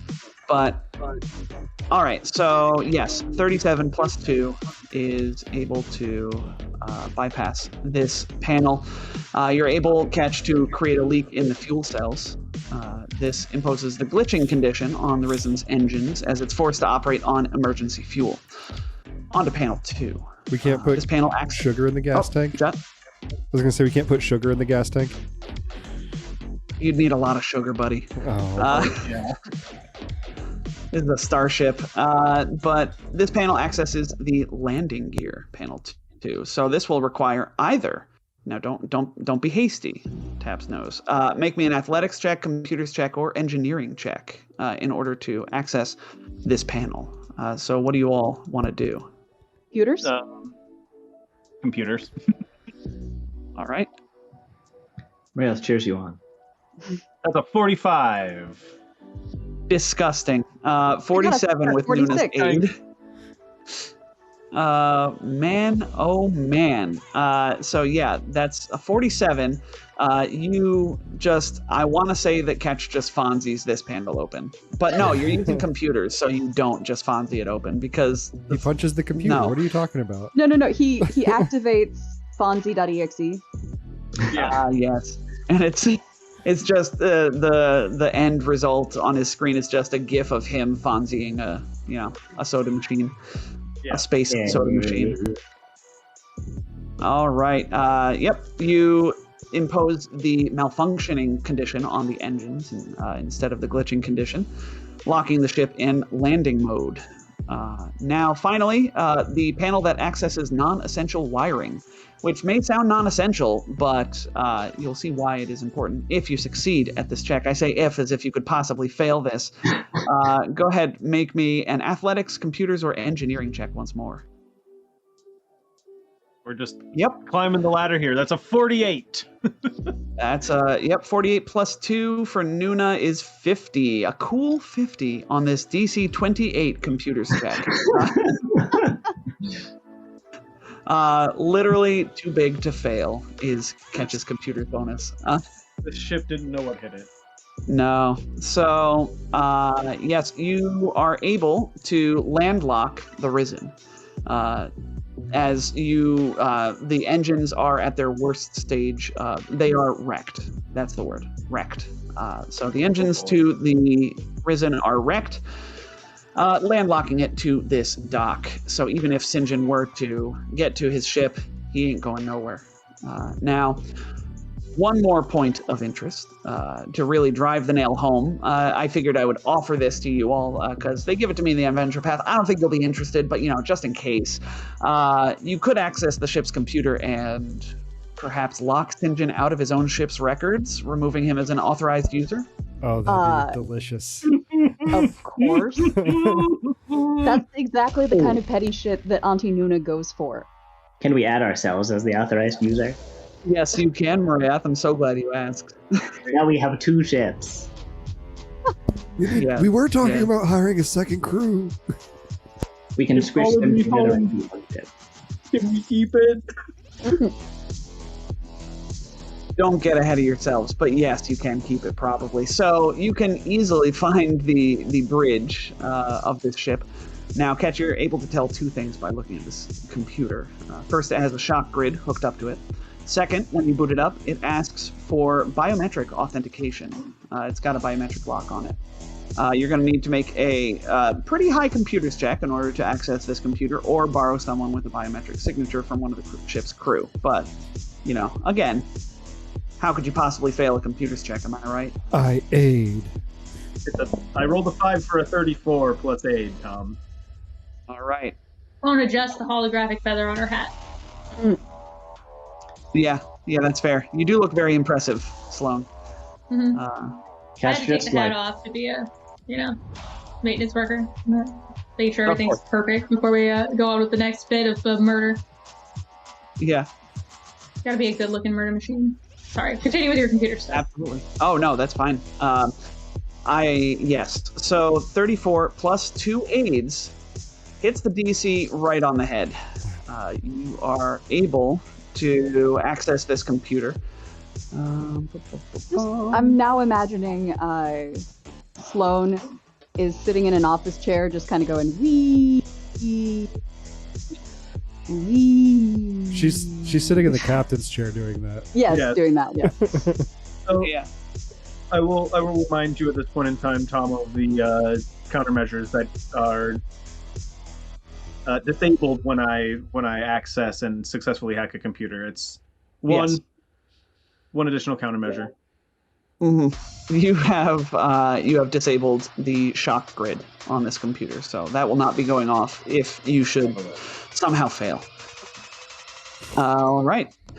So you can change passwords and access the list of registered users. The following list is options and how to achieve them. You can shut down any and all of the ship's systems. Shutting anything down will add 15 minutes to the time the Risen needs to take off, on top of the fact that its engines are sort of just pronked. That will not take you a check to shut systems down. You can add or remove users to the list of authorized personnel. You can change the owner of the ship to someone other than Sinjin. We're going to do all 3 of these things. Us. All right, so in order to pass, Tom didn't include the DC here for pronking with Sinjin's ship, so... We should have How did you not see this coming, Tom? We should have come up with a company name, is what we should have done. I did, I just lost track. So I'll tell you, changing this list or adding or deleting any number of individuals requires a successful DC 28 computers check. So Catch can't fail. You can access this list and change anybody in the system that you want, except Sinjin. Removing him from the system requires an additional successful computers check. So why don't you, foregone conclusion, you can add yourselves to the list of authorized users, but go ahead and make me a computers check with the sundry aids that you normally get in order to access this. All right. That's 41 before aid. 41 plus 4 from your 2 usual aids is 45. That is enough to remove Sinjin as owner, and the computer will, a little prompt shows up on the computer saying, please enter new owner for the Risen. Catch looks over at Sloan. Would you like to do the honors? Sure. Sloan will put us in as the new owners with our shiny new company name, which we totally made up before this. Yeah, you definitely had that thought out. We'll have And it's that a for really next good name, week. too. We'll have that next week. Okay. We Yeah, don't want to give it away too soon. of course. No. Yeah, big reveal next week. So, in addition to all of this, you all find a stockpile of weapons and armor used by Sinjin's guards, including Zyzerer Diffractor armor, 8 sets, a Specialist Defense series, also 8 sets, a Tattoo Advanced Shear and Eye Rifle, 4 of those, Tattoo Tactical Knives, 4 of those, 2 15th level fusion seals of Tattoo, which means they can be applied to weapons of 15th level or lower. They still count as their level in terms of the limit on how many fusions you can have on your weapon. Advanced arc emitters 4, advanced swoop hammers 4, carbon edge shurikens 10, 4 combat rifles, 6 Mark II screamer grenades, that's funny, and a crate of 100,000 UPBs. So, a veritable treasure trove. Now, granted, this is your ship now, so you can probably just leave these here for the most part, but True. And then we lock all of our shiny new biometric locks on our shiny new ship. We go to confront Sinjin. Now let's have a bender. Wait, no, we still have to confront Sinjin. Okay. Not yet, Maria. Well, we have time, it seems now. What is he gonna do? Leave? all right. So, You might bore Draco to death. Yeah. yes, we cut to a view of the throne room as you all, I presume, make for the elevator to. Yes. Yes, indeed. Yes. All right. So, King Dregor sits on his throne as the elevator bing bong arrives in the throne room. Actually, I don't know if it makes that bing bong sound in the throne room because that's not very Bing regal bong. or dignified. It makes a roar sound. Yeah, Sounds like a great every big gong. time. Yeah, a big gong or like a deep tone, you know. Ooh, yeah, a signal gong. I love the idea of Sure. signal gongs. Those go on ships of 150 feet or longer, and I'm sad that none of the boats that I'm on have a signal gong. So, Now you can live out that dream. an appropriate tone for a throne room sounds as the elevator opens, revealing Sinjin, Zeldern, and 8 Jun assassins. Sinjin pays the guards no mind to either side as he storms out the elevator down the carpet in the center of the throne room. He seems pretty agitated by the bureaucratic rigmarole that he was sent through in order to get here. His assassins and Zeldern fan out throughout the hall. For him.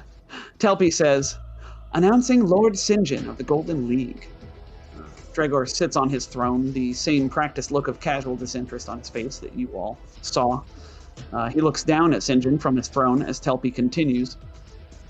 Lord Sinjin, you stand in the presence of His Majesty King Dregor, founder of Smuggler's Moon, tamer of the wilds, Nishalora wrestler, and... Sinjin impatiently cuts her off. Enough! I know who I stand before, and he knows why I am here. Dregor, where is my quarry? Telpi shrinks back, but the two battle flowers to either side of Dregor's throne bristle. The king sits up a little bit in his throne, rumbling. You will not speak to me in such a tone. You are in my dominion, I remind you. My laws typically forbid the kind of score settling you've come here to carry out, Sinjin. As a sign of my good faith with the League, I have agreed to allow you to hunt down your lost artist on my moon. I am willing to give you her location, as you are so eager to cut to the chase. But it will come at a price. And he grins a toothy grin. And they begin, so begins a lengthy series of haggling and whatnot, as Dregor is obviously trying to stall for you all to arrive. And Yeah. yes, as you all... Now. Oh yeah, the best. He, what happens next is the elevator will once again arrive, and Sinjin is, yes, Sinjin is too distracted to hear the bong. and the elevator doors slide open to reveal our crew of free-flying traders. Now, what do you all... are you all wearing your normal gear? You're not in disguises or anything like that? Nope. I don't think we're in disguises. Giant hat, big feather. I think we're us turned up to 11 is what we are. Yeah. Like my prosthetic arm is probably polished to heck, and it's all lit up and displaying, resist, liberate, identity, like all that stuff. Yeah. And Fantastic. I'm standing there, probably holding my new either the White Star Nova Lance, or I'm threateningly whipping around a ribbon. Okay. All right. Morale swirls into the air. Added some extra glitter for this occasion. They decided they're never going to get rid of it, so they're just leaning into it now. Is it one color, or are you a rainbow of color now? It's they added purple glitter to dilute the kind of the rainbow of like kind of golden glitter. So it's like so they're like surrounded by this purple energy with purple glitter. It's very purple. And Auntie Nuna, what does Auntie Nuna look like? Oh, Auntie Nuna is wearing her best sweater. Fantastic. What about glitter? Is there any glitter in the sweater? Somehow, no. Wow. Not even with her proximity to Moraoth, there's no glitter. No. She knows tricks. Tricks that we can only dream of. Oh, man, I wish I knew those tricks. And finally, Ketch. Ketch doing anything fancy? Oh yeah, no, he's got a brand new fancy pair of shades in place of those goggles that he had before. He's finally found his look. That's great. Here at the end of all things, Ketch has his luck. The end or the beginning? The beginning of the end.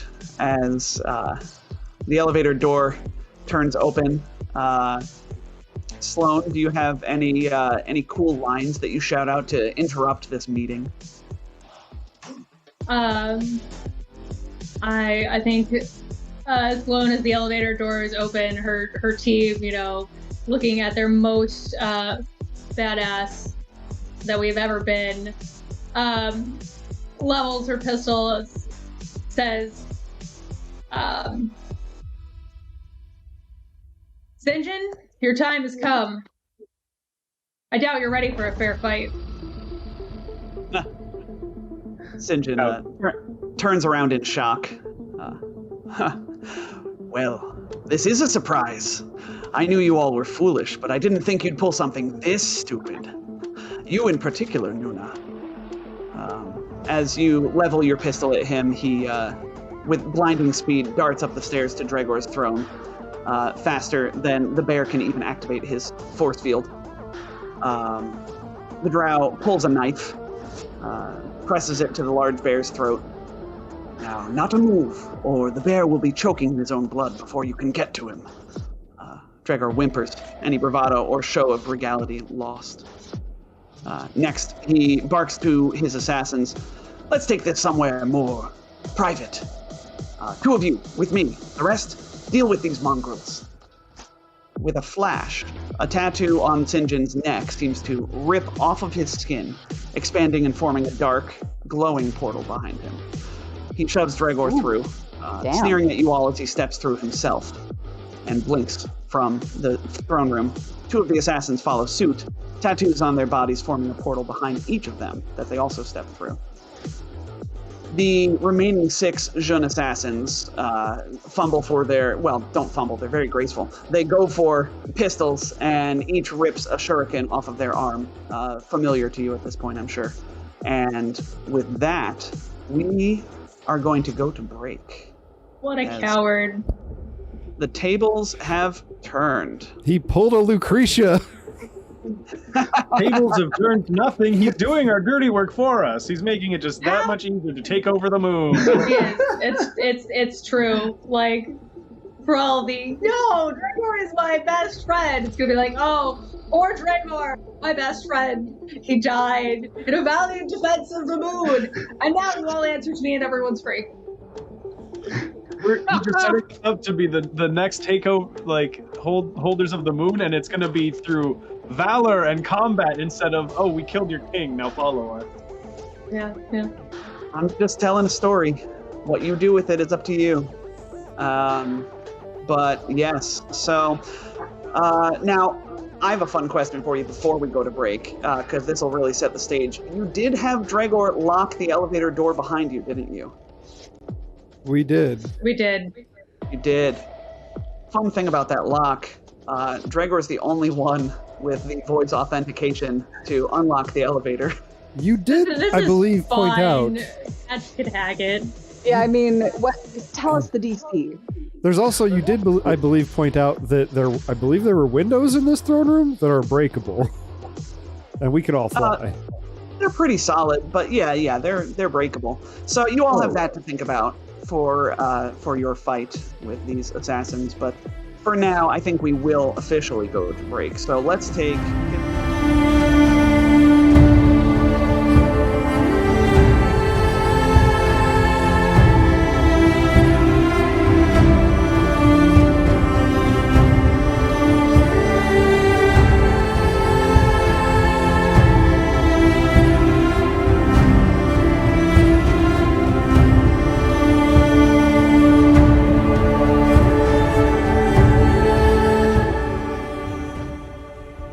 Are we back? We're back.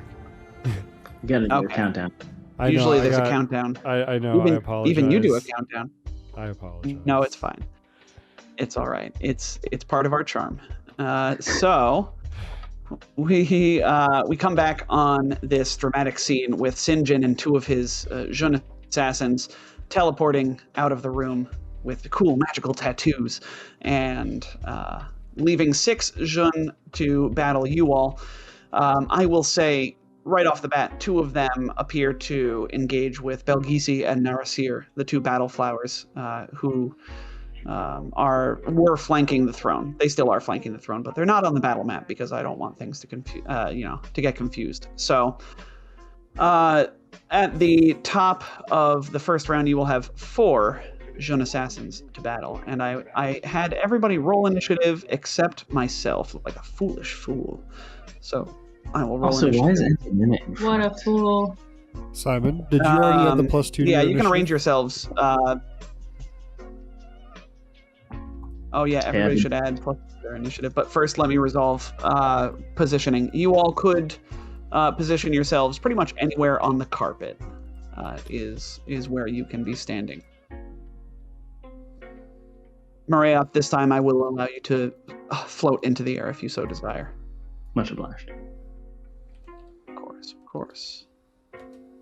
And then, yes, the whole party should add +2 circumstance bonus to their initiative because of the securing of this area by Auntie Nuna. It's been done. Excellent. Okay. So, the jeune assassins turn on all of you and get ready to fight. And the first turn in this initiative meter is naturally none other than Sloane Ryder, captain of the Severance package. Oh, but of course, naturally. You know, this is the natural order of things. Murder machines go first. Let's bounce around behind yellow. Motioning for Gus to come get in position. Yes. And hold and ready in action to trick attack when Gus is in flanking with me. Right, you quick trick operatives and your readied trick attacks. I know, it's very rude. Very terribly rude, but that's okay. I'll forgive you someday. Auntie Nuna, it is now your turn. You're muted, my friend. So the radius of these web grenades is 15 Like, feet. yes, 'cause these are Mark III, you said? Actually, I thought they were Mark II. Mark IIs would be 10 feet then. Excellent. Auntie Nuna is going to detonate the web grenades. Okay. You can detonate one of them All right. as a swift action. She's going to go with the one down here. All right. That is On the to southern the end south? of the throne room. Yes. Okay, so 10-foot radius will be... I don't believe that gets Sloan, does it? No. No. No. I have a Sloan is- radius displayed. It gets the pink one, and then it catches the very edge of yellow. According to this radii.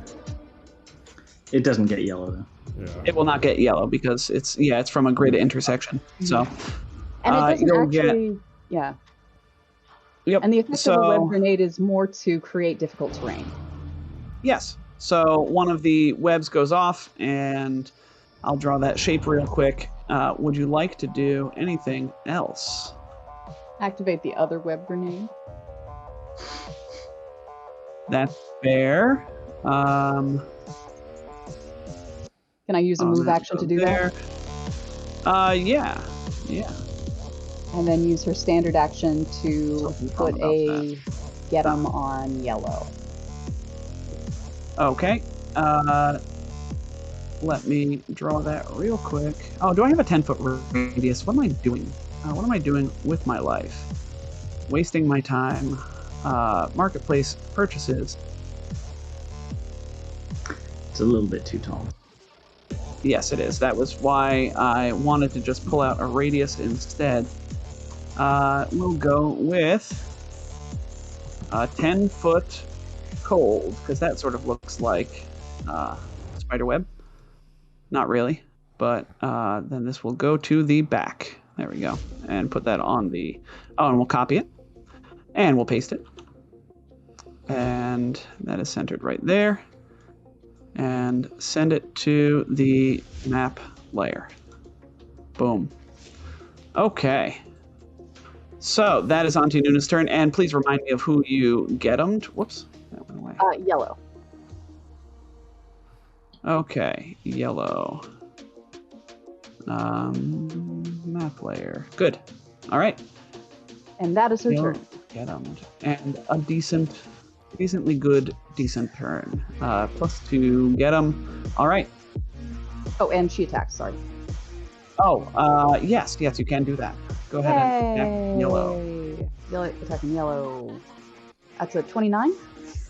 You even hit yellow. Wow, With- that's amazing for 16 I know. What damage. real banner turn for Auntie Nuna. That Well is downhill fire, from here, folks. fire and sonic. So she is going to shrug off some of that damage, but this half elf does seem to be unhappy with your antics so far. Orange, in the meantime, is going to now there's difficult terrain, so Orange is just going to sling a shuriken at Gus. As you do. In a tricky fashion. Yes, as you do. Oh, dear. You all remember my flavor text from the last time where the really cool tattoos on their arms just sort of peel off and fling at you. Gus, that is going to be... Yes? They basically have the Chicago flag tattooed down their arm, and they're just pulling off the stars to throw. I guess. I get it. Does the Chicago I mean- flag have a lot of stars? Is It that Yes, has a joke? 4 stars and then some stripes. That's not that many stars. They're going to be out in 4 rounds. Yes! Gus, that is a 34 versus your KAC. That hits. All right, please take 38 slashing damage as a shuriken slings past you and we'll say, slams into one of your arms. And you are now flat-footed for the round. Okay. We then go on to Red. Red is going to, let's see. Red will step up to Gus and try the same thing. That's a 40 versus your KAC Yeah, that's... for a total.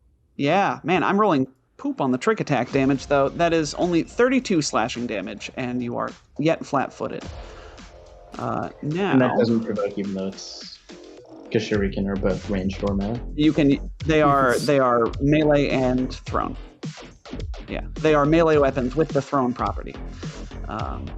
So yes, that is that, and then Pink. Pink doesn't like the look of what is happening with Sloane, so Pink is gonna huck a shuriken at Sloane. Okay. You know what? You can't hit 30. me.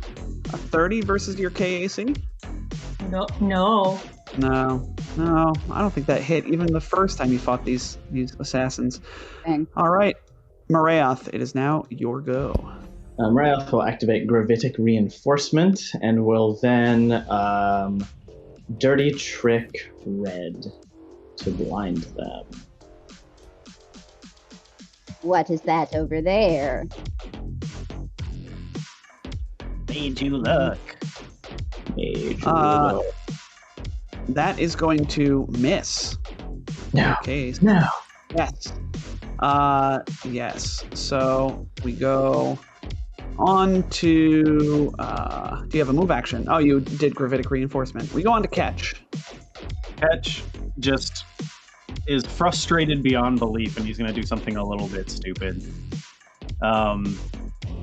He just yelled something about he's sick of how they keep getting away, and he points his arm cannon over Nuna's head. You guys are all looking forward, so nobody sees the little tube drop out the bottom, and then you guys all see just a smoke trail leading to about Hey Tom, do you have a 30-foot radius I can play with? Oh boy. Yeah, probably. Cool. Let's pull it up. What's your poison? What's your flavor here? Explosion. Gas? Oh, explosion? Explosions. Fire? Fire. Yeah, fire for you. 30-foot fire. It's real big. Oh God! Real big. Can I move it? Let me. Oh gosh. Hold on. That's all right. If you could just move it back to Controlled where by. Leif, you should be able to move it now. I can. Marvelous. Oh Wonderful. my god! Oh my god! Stupendous. This is enormous. This is like Red. more than. This is You're like. fine. Just leave Gus in it. Get Oh, Red as many of them as you can. Problem is red moved. Yep. All right. Well, I'm Marayoth trading is Sloane for 25 Marayoth. feet up. Yeah. Sorry, buddies. It's alright, I'm too high up. Doesn't get me. DC 22 reflex save for half this damage as a rocket flies over your guys' heads. I'm just so glad that I have my secondary sheath active because that boosts my reflex save. But I rolled Ooh, poo. that's not Holy crow! Leif, what have you done? As a level 13 advanced missile goes flying out of the IMDS missile launcher attached to Ketch's gun and explodes here with impressive force, dealing 64. I believe it's slashing and piercing. No, hold on. I'll get back to you on that in just a second. It'd be great if it was piercing. I think you might be in luck because I'm pretty sure it is partly piercing. Weapons. So Missile. this is gonna Advanced. be- It's Here we go. bludgeoning and fire. Sorry, Gus. Well, I think you've done more damage in one strike than any other creature has done to Gus in the entire game. Red, yellow, green, purple. Here we go. Little damage. Well, between them. I'm almost to hit points. You're welcome, Tom. Thanks. You said DC 24? 22. 22. Okay. 10 without the items Well- level, which is 13, plus my Dex mod, which is 6. So that comes out to 22. Okay. So the red, yellow, green, purple. All 3 out of 4 of these operatives seem to deftly dodge out of the way here, but you do manage to catch one of them with the full brunt of this. And Did you say Pink is going to take. operatives? Yeah, so they have evasion. I did say operatives. I pronking hate operatives. I'm very sorry. That was really They're cool. operatives. But you But they're did also say that it was really a dumb cool. idea. Yeah. So that was very impressive. How many more of those do you have, Leif? That was kind of a one and done thing. Yeah, that's fair. Still really cool. You still did 64 damage. Surprised you didn't supercharge it. I can't. Oh, okay. It's not. Yeah. It's a one and done sort of thing. Love But that was just a standard action. His move action is going to be activating Miracle Worker. All right, Miracle Worker on Leif, on Catch, and Gus. We move on to you. You've just been blown up slightly. Yep. Swift action. How do you feel? Wait. Oh, no, I hadn't acted yet. I don't have a reaction. I'm going to swift action activate my reactive repair. So that'll kick in next turn. Guarded step over here. And then I'm going to try and stab Yellow. I think am I still flanking because I have reach? Yes. With my I decided it's Yeah. the Nova Lance. So flanking, get him. Attacks. Nova Lance. Submit. Well, it's in Roll20's hands now. 35 versus the AC for 44 electric and fire damage. That's Roll20 going to be a takes hit. All right. Yellow is caught by your Nova Lance, and Sloan, now that Gus is in flanking, would you like to come out of delay? Or would you Yes. like to bring your prepared action, rather? I would indeed. Let's hit the button. Let's hold while I locate my button. Like, I don't know where this is at this point. I'm gonna take 10, and let's make them off target because these guys are dangerous. That is a 31 to hit EAC. 31 to hit EAC on Yellow is, of course, a hit. Sweet. Their CR is, in fact, still 16 or less, correct? Yeah. No, 41 I haven't leveled points. them up then. Very good. 41 points of fire damage. To Okay. This horrible, horrible 41. assassin. Fire. Yes. Okay. Cool beans. That is your turn. That is Gus's turn. Now we go on to Yellow Assassin's turn. Yellow Assassin is going to... Yeah.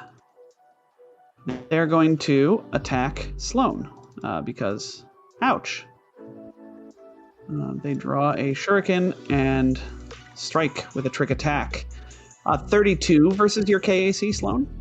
Ooh, that's much closer. That's a miss, though. All right. And you are an operative, so you're immune to flat-footed, so we don't need to worry about I that. am indeed. So, all right. We are back at what is effectively the top of the round now with Auntie Nuna. Top of round 2. What would you like to do? All right, Auntie Nuna is going to renew the get 'em on Yellow and put a get 'em on Red. Catch Marayoff. Don't forget this one. And I guess she'll shoot Red. Okay. That's a 21. Plus 2 Oh, for 22. get 'em. Yeah, 23. Is gonna be a miss. Yeah. All right. A lady can dream. But 2 get 'ems deployed, and Orange is... Orange is going to shout to Red to go take care of the tiefling in the back, because that was pronking crazy. And Orange is going to run up and stab at Gus with a shuriken. This would technically provoke, because you have 10-foot reach, Gus, if you would like to make an AOO. Sure. I'm sorry, I was looking through all of my many abilities and trying to play my turn. That's good. That's a good thing to do. It sure happens that way at this level. But I rolled a natural 1 for that attack of opportunity. You did, so that's going to be a miss, no matter how high your bonus is. Meanwhile, does a 32 hit your flat-footed KAC? Yes. All right, please take 36 points of slashing damage, Gus, and you're flat-footed for another round. Oh, you know what? You couldn't have made that attack of opportunity because you are flat-footed because of the Red's attack, so you can't take reactions. Well, you got me into hit points. Woo! Well, Excellent. Catch got me into hit points. Yeah, I was going to say Catch kind of did. Yeah. Traitor. You know what happens? Time. So Orange Pulls off is his going shades to... and reveals a big edge core tattoo on his forehead. Oh, that doesn't make sense. This could be like a Zone fashion tattoo. Red runs over to Catch and pulls out a shuriken and stabs at Catch. In a tricky fashion. 26 versus your flat-footed KAC, Catch. Thanks to that new flashy armor, that misses. Thanks, Sloan. Hey! You're very welcome. All right. Then we move on to Pink. Pink is going to... Pink will throw... Let's see. Yeah, Pink throws a shuriken, threads the needle between Yellow and Gus to throw at Auntie Nuna, who seems to be something of the brains of the operation. Also, they know of Auntie Nuna from Sinjin, so... Yeah. 26 versus your flat-footed KAC, Nuna. So KAC minus 2. Yes, that hits, but only barely. All right. Please take the gift of 42 points of slashing damage and be flat-footed for 1 round. Wow. That's a lot. Yeah. I predict, man. Yeah. 4 of them. Let's be glad that there's battle flowers in here and all the, guards and stuff to take care of those other 2. And you said flat-footed for a round. 1 round. a round. Okay. All right, Marayoth. Marioth will take a full attack with Obnoxious Trickster on Red.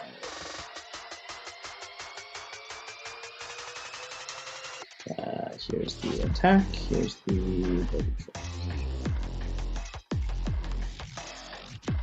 Okay, so...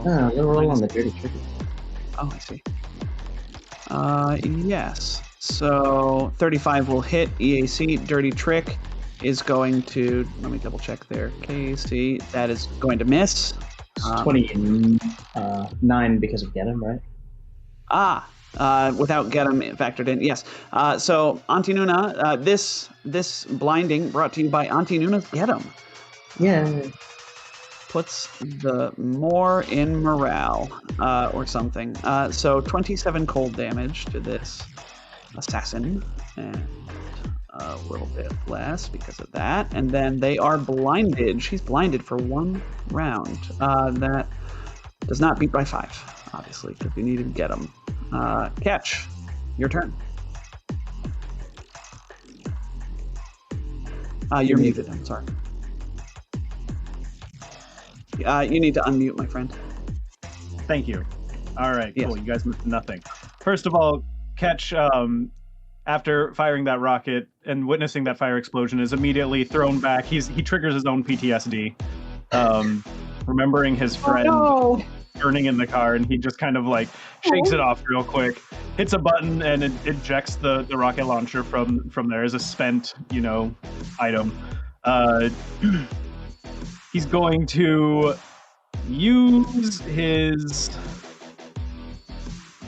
No, he's not. He's going to use his jetpack. He's going to fly up. How tall are the ceilings in here? And does this elevator go all the way up to the ceiling? 30 feet, and we'll say it is... it doesn't go all the way up to the ceiling, but the structure of it... Yes, the structure of it does. So Red is there's nowhere blind, for me so to you don't stand have there. Leif, then Simon? So there's nowhere for me to stand here. No, but you don't need to necessarily stand unless, we could say there's like a little ridge that you can perch on. So he is blind, so you don't really need to run away as much. I don't think you can take AOA when you're blind, can you? You're flat-footed. You are flat-footed when you're blind, so. Right. Yeah.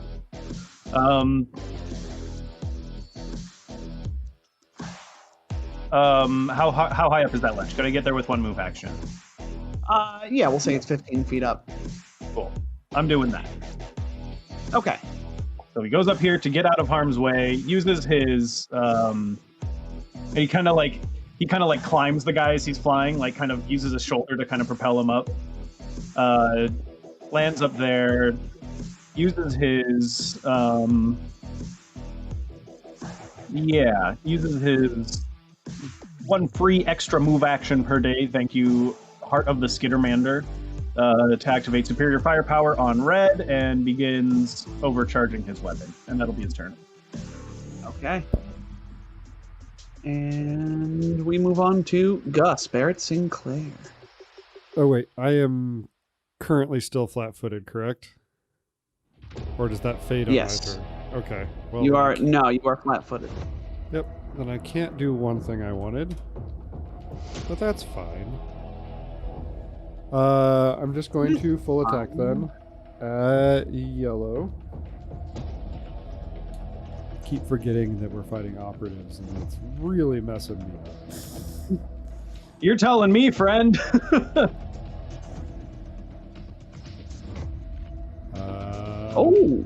23 versus EAC and 32 versus EAC. All right, so is the 23... Well, either way, is that factoring... Are these factoring flanking in? Yeah, they all are.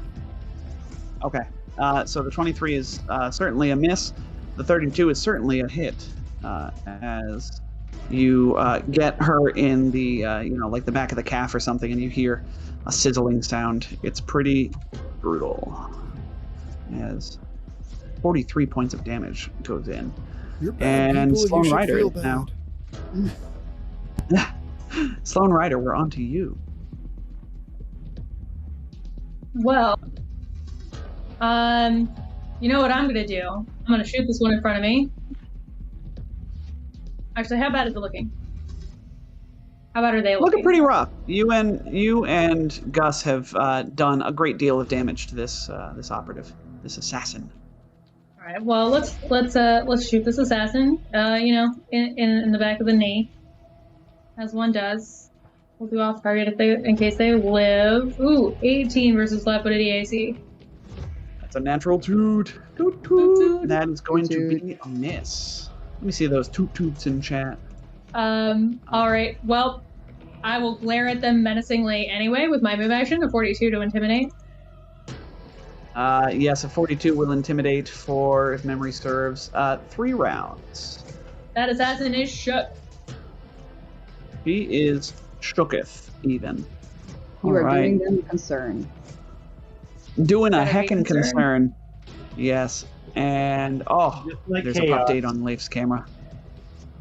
Oh, that's chaos? Is that what you just said? This is chaos, yes. I love chaos, and then I see Goblin in the background. Great names for pets in your household. Yes. Right. So Yellow, who is indeed having a rough day, is going to... Gonna get worse. Yeah, they're going to move... No, they're going to stay where they are, and they're going to hurl a shuriken at Gus, because Gus hit them. This will provoke... Weapons are like ranged attacks. Sloan. So you may make an attack of opportunity if you choose. Yeah. Not actually a trick. Ignore the trick. 29 to hit. 29 will hit. 14 slashing damage. All right, taken. Ouch. But probably worth it because I've got a 35 to hit Gus for a total of 41 points of slashing damage, and you are still flat-footed. We're just going to keep that rolling because I've realized finally the trick to getting Gus into hit points is to just deny him his reactions, which he uses to do a bunch of things. So yes, and also will kill incur lots of friendly Nanoman. fire in the first round. That That sure didn't go down. That went down smooth, Catch. So thank you. But yes, that is Yellow's turn, and we are back to top of round 3 with Auntie Nuna. Auntie Nuna will say, Gus, do you need a little encouragement? Yes, please. I know that you can do this. And get back. God, it's even more now that she got that thing. So let me bring that up. Inspiring boost. Take 31 stamina points back. Actually, no, 31 plus 12 is 43. Yeah, take back 43. I'll spend the resolve point because that's what they're for. And she'll renew the get 'em on Yellow. Unfortunately, that does mean that we cannot do the get 'em on Red. You just doubled my survivability there, Liz. Yay! Doing envoy things.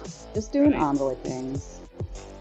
So that is Nuna's turn, and Orange is going to see what they can do about taking away that inspiration by stabbing Gus again.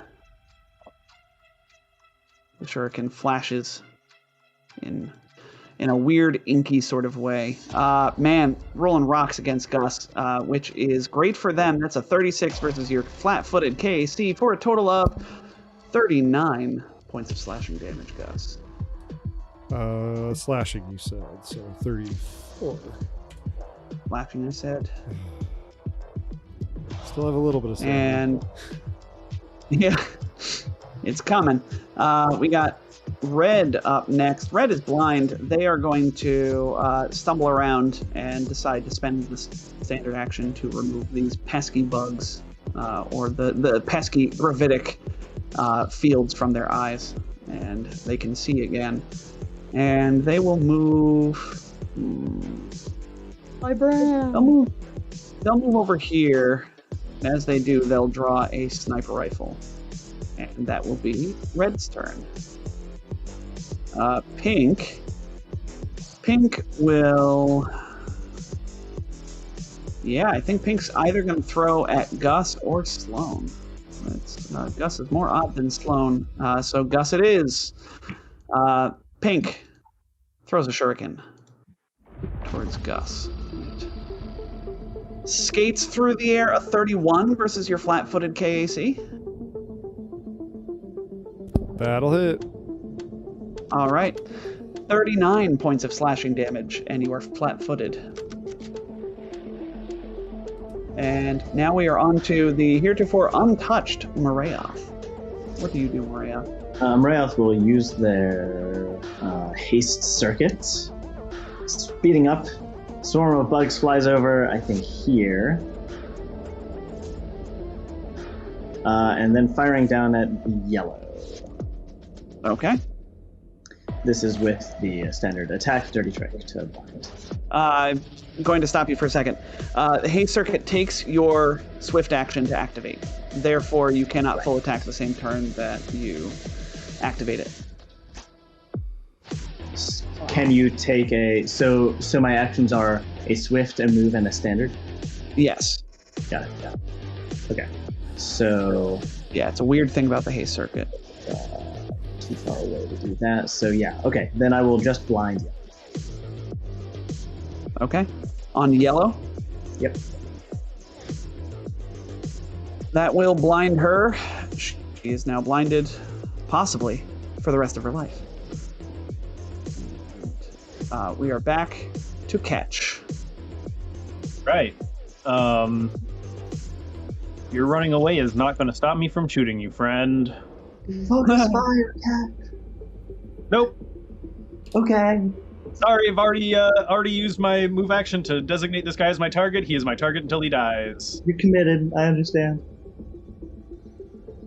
And his horns glow a blinding purple, like sickly hue. His armor goes shing, and he fires a max overcharge boosted shot at Red. And it looks like I might need to use my reroll. That will need to use your reroll, yes. Let's use my reroll because heck, rolling a 3 on the die. Okay. Add Plus 8 to that. 8 is more than enough. That is going to be just a disgusting hit. My goodness. It's 16d6 now, guys. Oh my goodness. That's bonkers. Yes. 88, That's even more than the advanced rocket rolled. 88 Well, points. at least you didn't shoot me with this. Yeah, yeah. Thank you 88 for not force including damage. Your party members in that. Writes note to self for next week.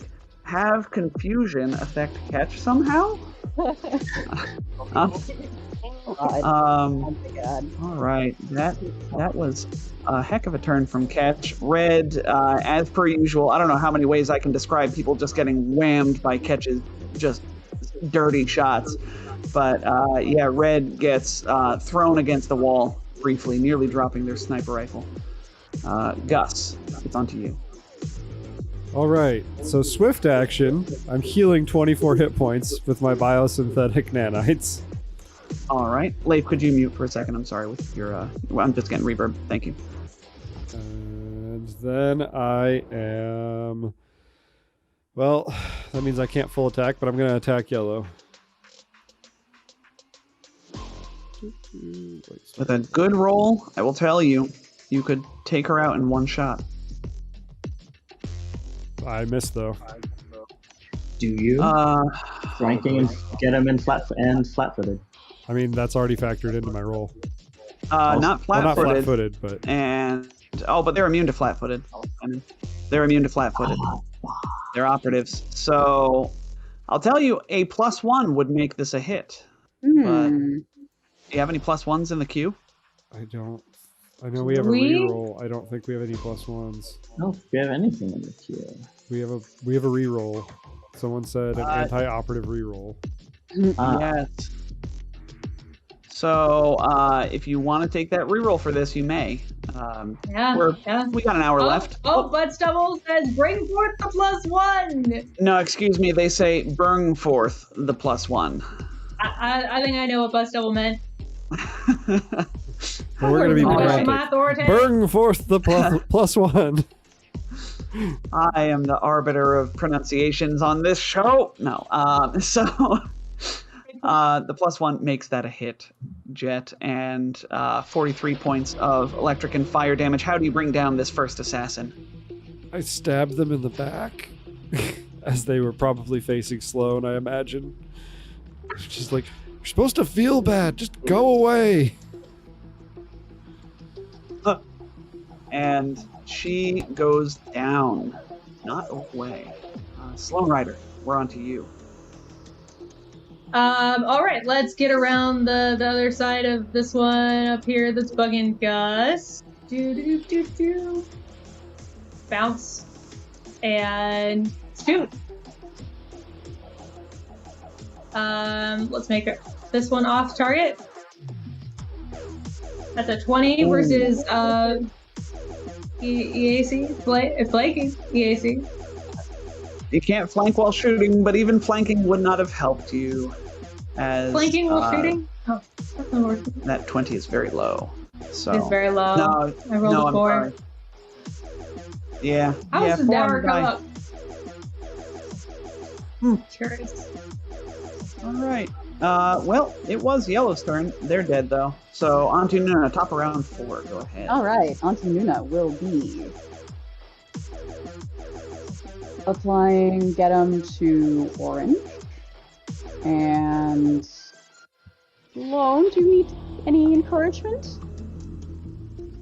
No. Cool. Then she'll also be applying it to red, I guess. And why not? Let's just. Oh wait, is red You cannot. Oh, you can see red. Yeah, just around the corner. cool? And red is, and so she'll also try to shoot red. Okay.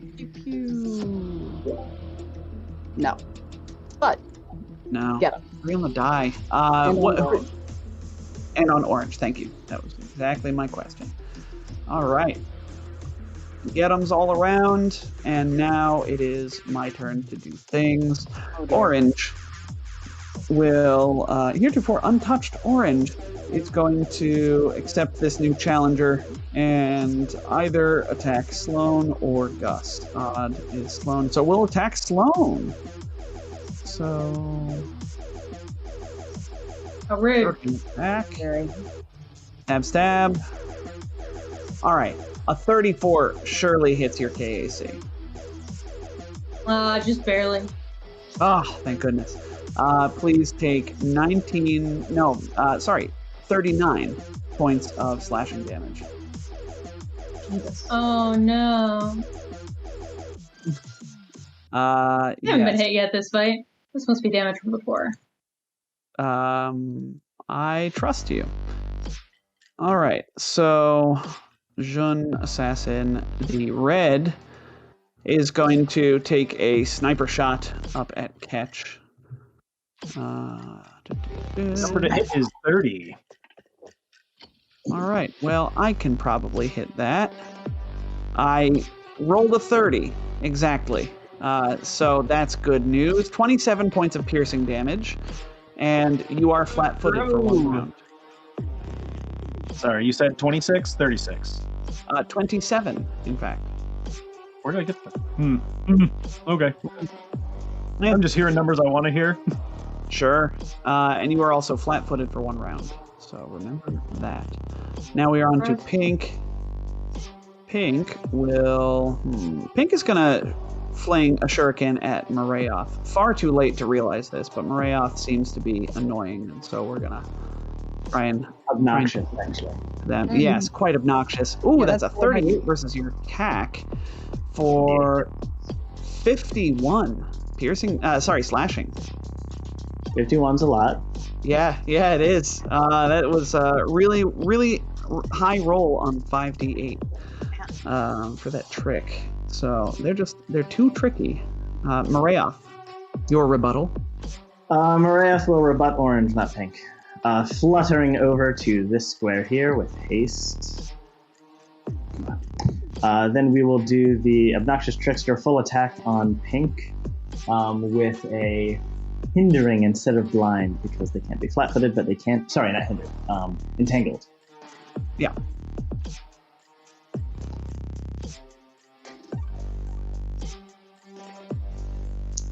Missing the dirty trick. The 29 looks like that's Yes. The dirty trick doesn't go through, but 29 will hit for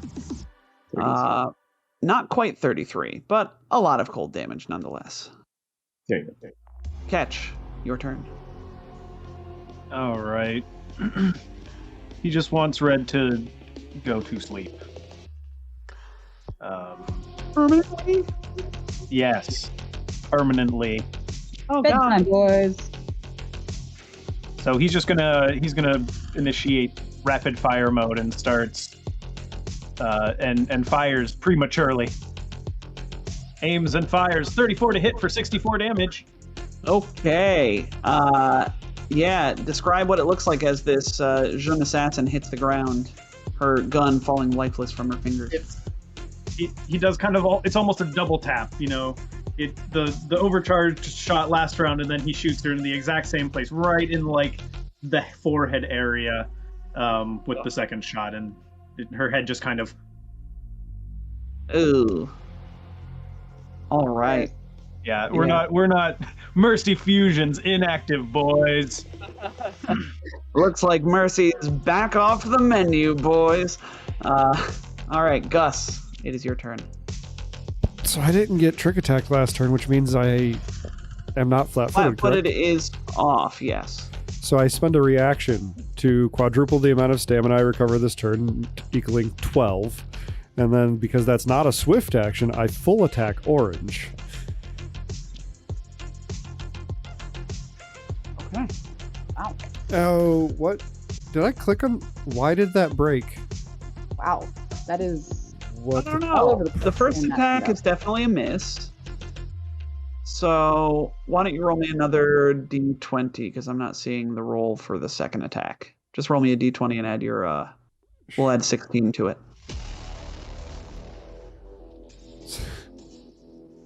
All right.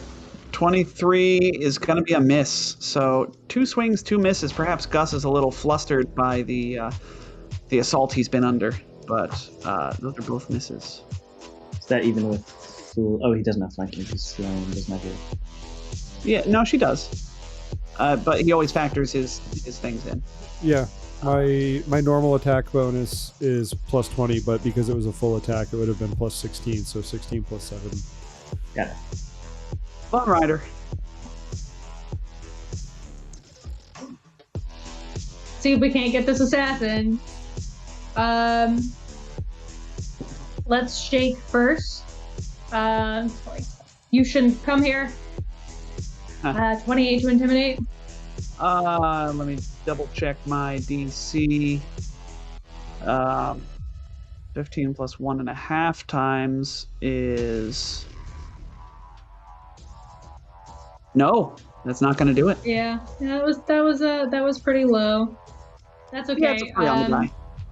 Yeah, that's fine. We will attempt to make him off target again. That's a 20 versus... Yes, that's my switchblade. I didn't want to roll my switchblade. Yeah, but it's the same attack bonus, right? It's 2 higher. 22. Okay, so 22 will be a miss, no matter the That's weapon. fine. Yeah. All right. And we will go on to Auntie Nuna. Okay. Auntie Nuna is running out of targets to get him on, but she's going to renew it on orange. And she's going to tell everyone, oh, and don't forget that one over there, and put it on pink. She'll also fire, because... And no, but that's okay. Enjoy. Okay. Thank you. I will. All right, we got 2 assassins left. Orange will decide once again who they're going to attack because they were missed. She was missed by both of you, so we're just going to roll randomly again. Odd is Gus. So we attack Gus. Yeah. Orange tricks Gus. Yay. 38 versus Gus's flat-footed. Wow. Yeah, I like this is. I always roll my rolls privately because I think that creates a more suspense. But man, I wish you could see all these rolls because they are going through and it's crazy. We've got 43 points of slashing damage, Gus. So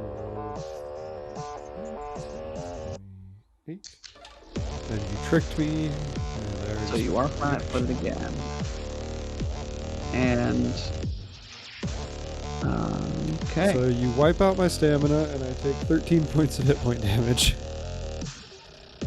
Oof. All right. So Jeune Assassin the Pink is going to fling another shuriken skyward towards Marayoth. Like you do. Like you do. 36 versus CAC should get you for a total of 40 points of damage, and you are flat-footed. What? What is this like? 40 minus 5. 40 even. Oh, I see. Yes. Yeah. All right, and now it is your turn. Yeah, I think this is what pain feels like. We will get to you later. Please wait your turn. And tries again on orange. Once again going for Entangle. Okay.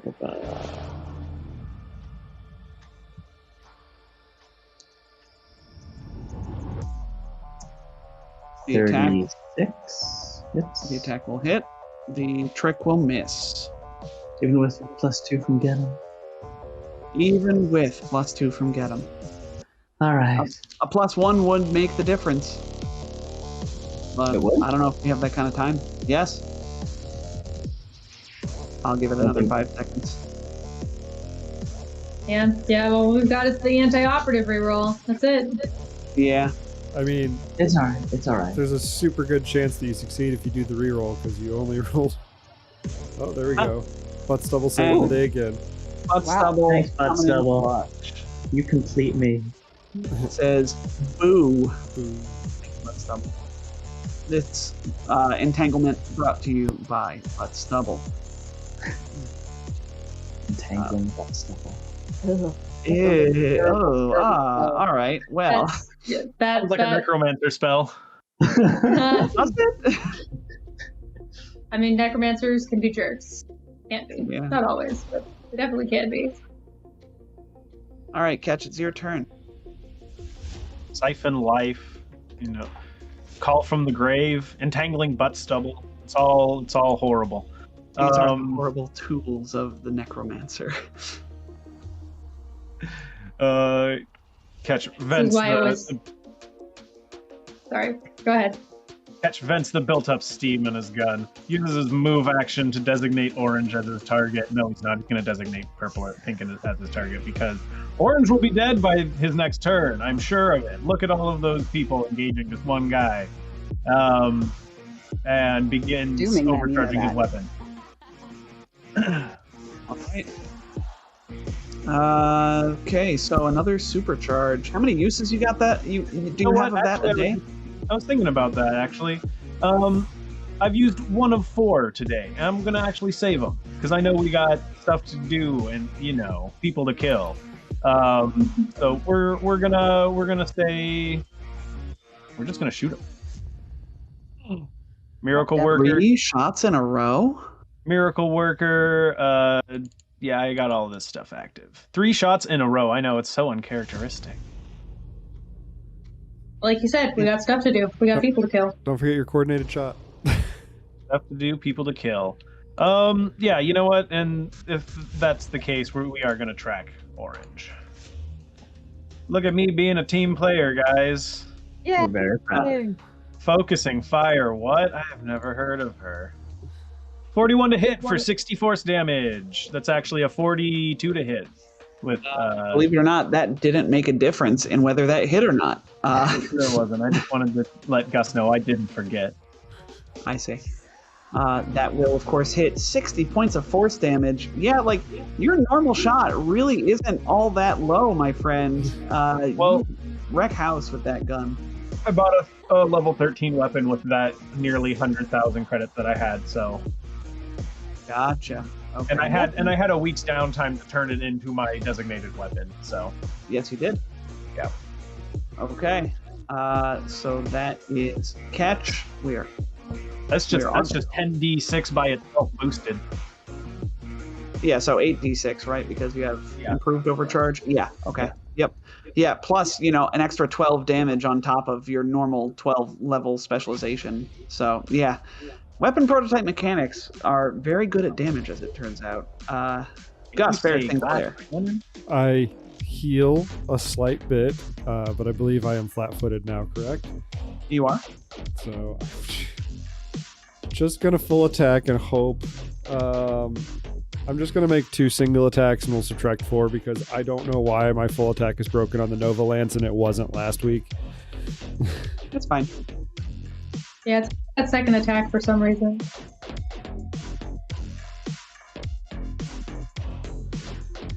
So 29 and 25.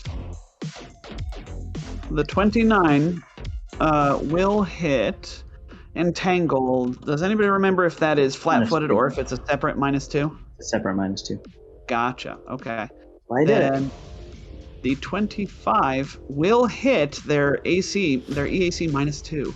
So you helped Marayoth. No, butt stubble. You're right. Well, then this kill... 75 total damage. This kill goes partially in credit to Butt Stubble. Gus, describe this kill now.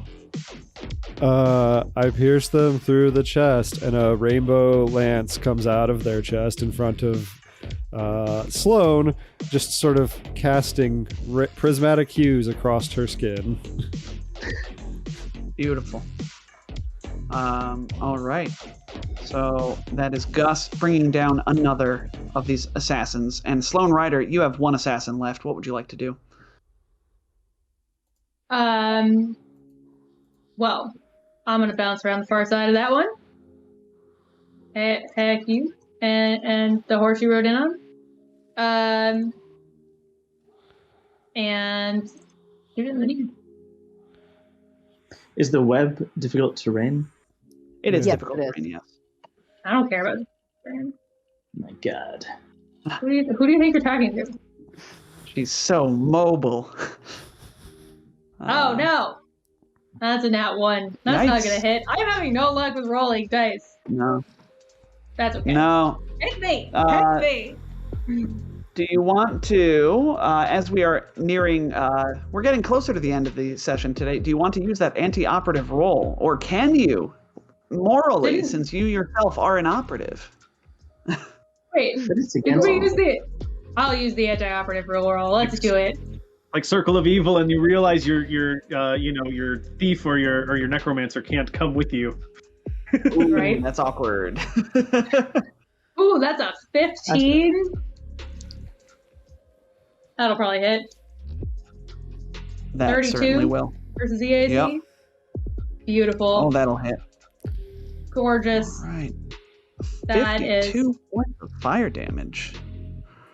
So I think that's 53, Tom. I think your math is bad.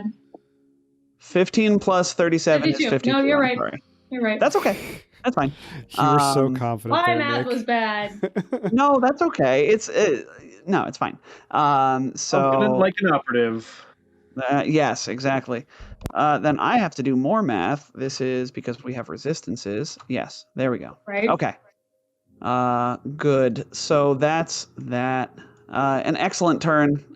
Perhaps your foot sort of like catches in one of the webbings before you remember that you're a Sloan Rider and you don't worry about difficult terrain, and so you correct yourself and actually shoot them. Yes, indeed. Auntie Nuna, we are on to All you. right.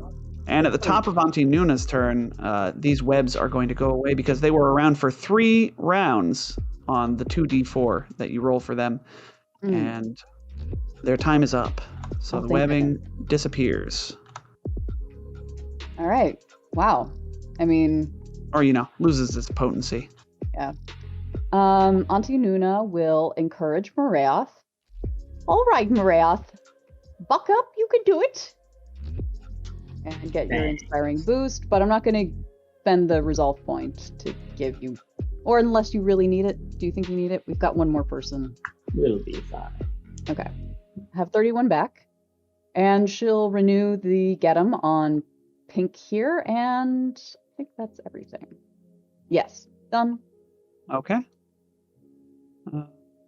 That means it's Orange is dead.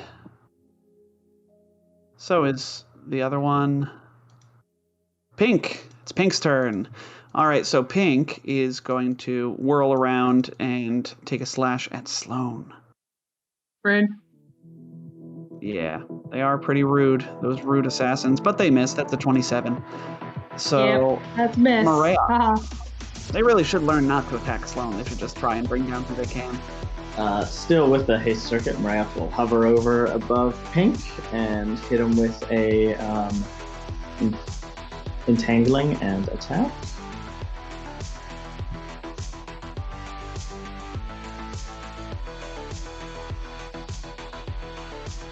Rattle.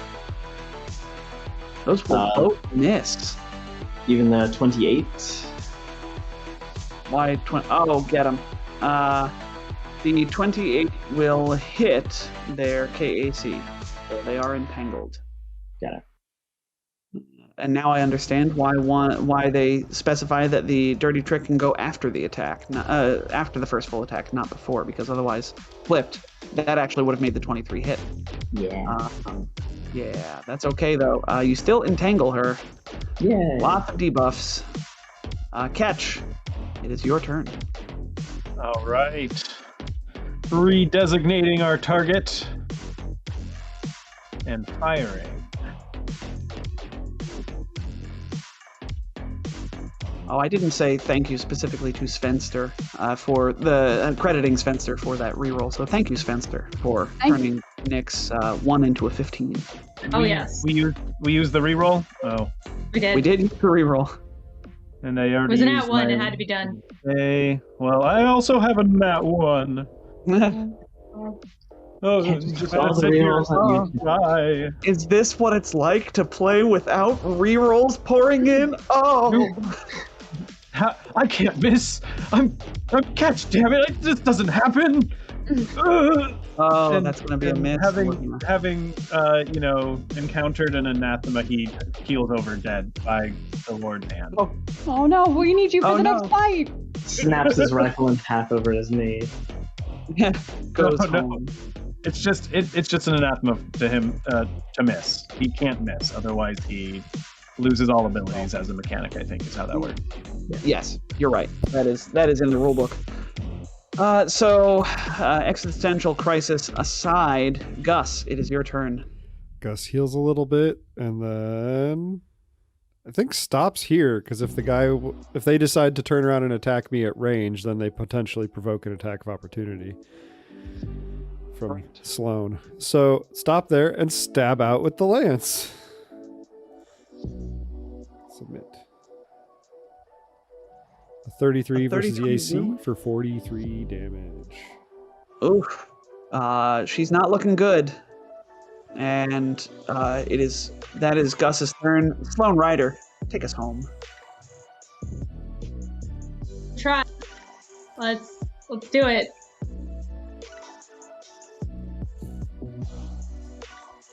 Yeah, look, 35 to hit the AC.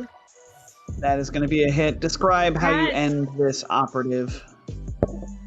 Oh, well, they turn around to see Gus coming up behind them, and Sloan just, puts a bullet in the back of their head, splattering Alright. Gus with gore. Poor Gus. Don't worry, It's all right, he's Gus better is already than covered in a lot of it. It's Hey, fine. guys. I'll repurpose some of that. Nanites start eating the blood. Ew. Recycle. What about the other two and the battle flowers? It's so crazy. The moment you all drop these four operatives, the battle flowers manage to drop their respective jeune assassins. Ah. We're just in sync, and, Very and nice. gives them the Alex Louis Armstrong thumbs up with the twinkling eye from across the room. Gus very rapidly manifests a weird nanite cocoon around himself as a med lab so that he can treat deadly wounds on himself now over the course of 6 seconds. Wow. Okay. And I get to add my con Wow. and my intelligence together to do it. Wow. Very nice. Pretty sweet. If I beat it. So Yes, I beat it. And then I'm going to do it again because I need it. And I beat it. So I get to heal 62 hit points. Over 12 that seconds. is pretty clutch, and your your stamina healing also comes up. Although I think that's going to be moot unless you want to spend a bunch of nanite surges in time. But This is Yeah. very good, but where is Sinjin? We check on comms, maybe with the air traffic controller plant. Oh, signal jammer. We can't talk to anyone. True. Neither can Sinjin, to be fair. Ketch has an infinite bypass for the signal jammer. You're fine. Oh, all right. We talk to the Raxlite. yeah, Capria says that it looks like. What do they see? They tell you that there are like points of interest that they should check, right? And they saw Sinjin questioning Dregor, and they were like on a ramp of the concourse. So they were questioning Dregor, and Dregor folded like a piece of paper and gave them the location of Hey, Dregor! Eska's room. Something that perhaps I haven't, we haven't gotten a chance to really see much. Dregor folds real easy once he's away from all of his power and his guards and all that. Yeah, he's a big old baby. Yeah. So he folds, and Sinjin then dragged dragged him out to the conservatory while he sends off his 2 assassins to, assumedly, to retrieve Eska.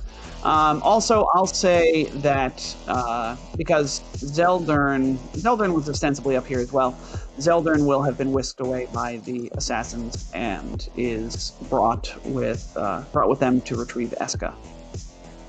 So. How much time did that conversation take? He folds real fast. Yeah. I figure we can probably take the. Sorry, go ahead. I'm I don't know. 30, I'm just asking. 30 seconds to a Okay. minute. Okay, because I was just asking because I would have burned another nanite surge to heal some more stamina, and in a Sure. minute I could get 30 back. That's fine. Yeah, go ahead and take that 30 back. I assumed we were going to take the 10. I wasn't gonna bank Yeah. on it. I need it.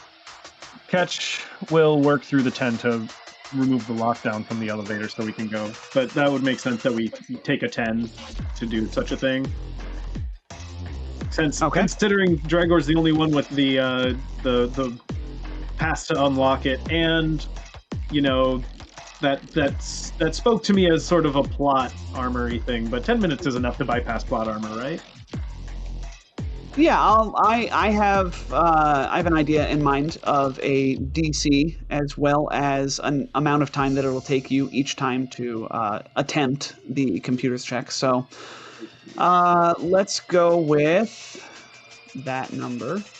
Right. So Catch, go ahead and with any aids, I will say you can either 10-minute rest or help Catch with these checks if you are good at computers. So. Well, if that's the case, Auntie I'll take Nuna it needs 10 the minutes rest. 'cause I need 120 more stamina. Yeah, that's fair. So, Liz, what did you say about Auntie Nuna? She needs the rest. Okay. Alrighty. Well, Going then, solo. Catch. All on you, Catch. That's all right. I rolled a 46. And I was thinking to myself, you know what? 45 is a hard DC. That's a hard DC for level 12 characters. And then you just first round, I could have lied and said, "Oh, I made it 50," but no. To be I'm fair, not gonna Tom, do that it to was you. very That's hard. He had to roll a impossible. 17. Roll of 17 That's to, true. to get that 46. Yeah. So I beat your DC by 1 by rolling a really high number. It's true. That D20 variance, man. So, Yeah. that D20 yeah. In the first minute of your 10-minute rest, you all hear the familiar boom of the elevator. And Bong. yes. So you can continue your 10-minute rest if you'd like. I know some of the party is very hurt.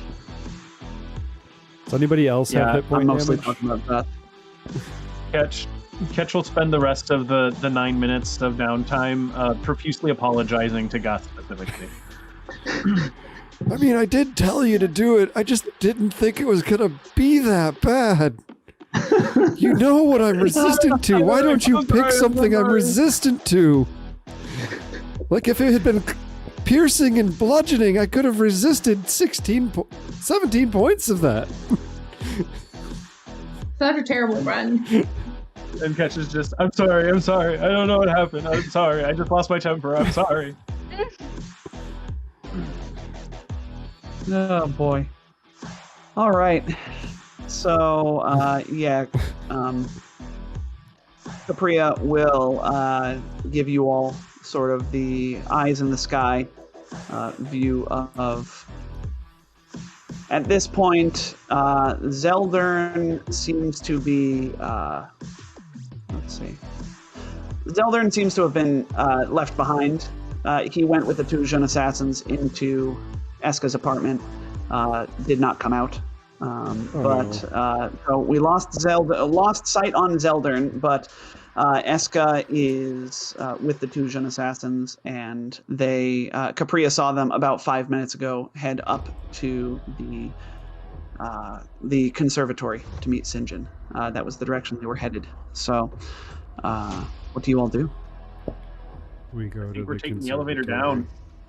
Yeah. Yeah. All right. Do these assassins have any equipment of note? Yeah, he I linked have it. put it in the chat right above your computer's check. Fantastic. I wouldn't even bother putting that in your loot sheet. We're in the end game here, folks. I So was just looking for serums of healing and Yeah. grenades. Yeah, the Mark III healing serums are super good. So we have 8 of those. Gus, you should take like 4 of them. We still have Looks 8. like this is full. We should Oh. rappel down the side of the We just thing to got the conservatory. Yeah, no, I have no problem Same. taking them. I'll take Yeah. like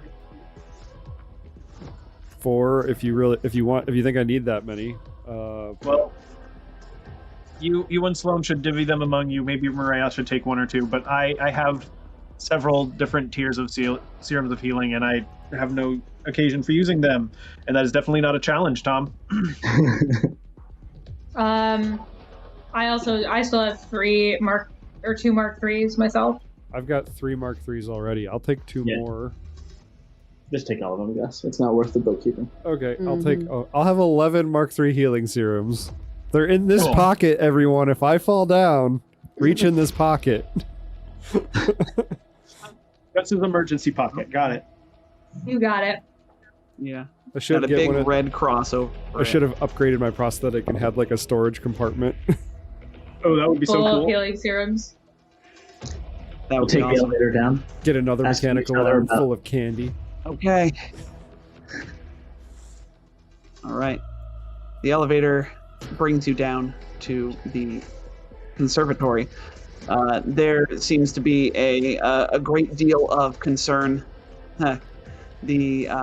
On the concourse, rather. It doesn't bring you directly to the conservatory, but there's a great deal of concern on the concourse, that main area, where citizens are, milling about in confusion. They saw King Dregor be taken by a drow with a gun and a knife to his throat to the conservatory. And at this point, I think they're familiar enough with you all that they call on you to go save their king. Don't Flame worry, Rain. we'll save Dragor. We're trying. Never fear.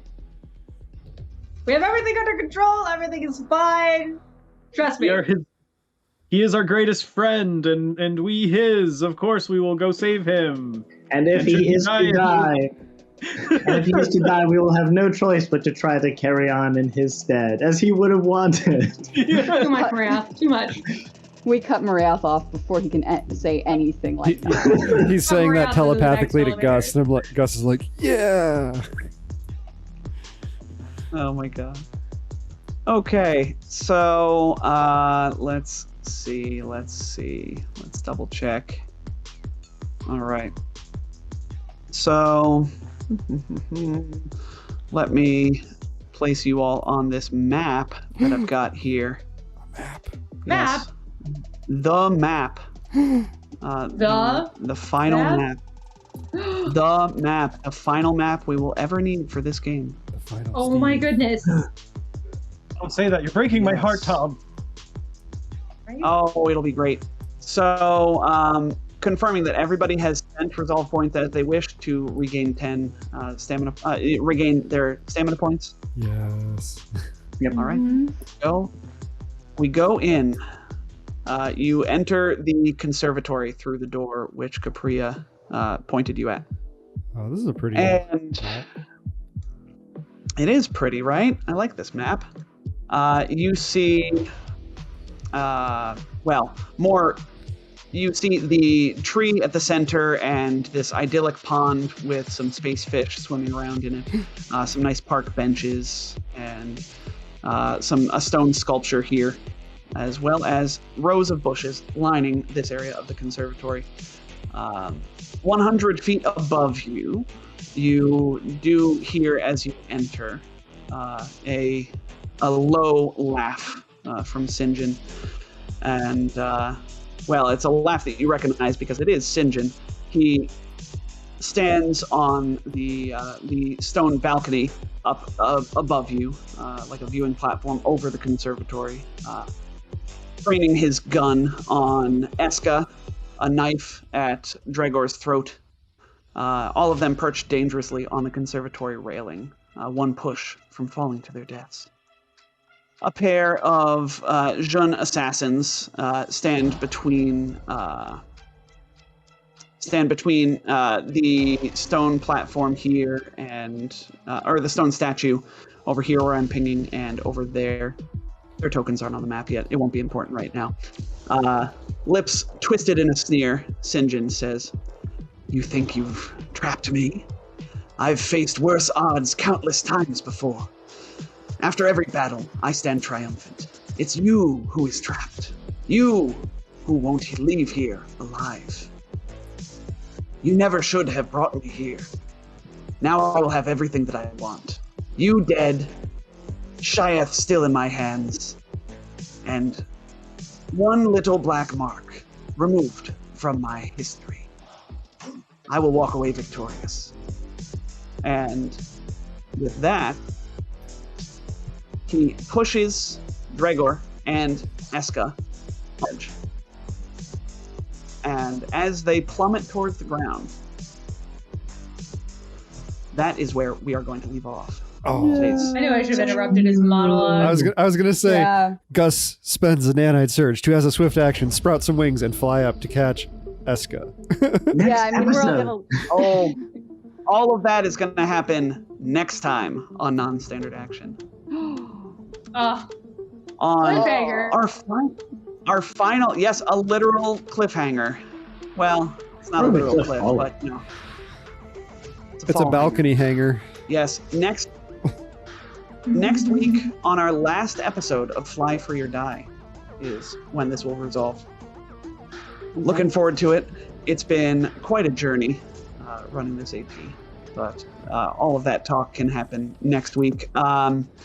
This is now where I say to you all listening at home or watching at home anyway, we'll put a call out on our Discord as well, but we will be next week. Obviously, we'll be fighting the boss battle of Fly Free or Die, the final encounters of this book.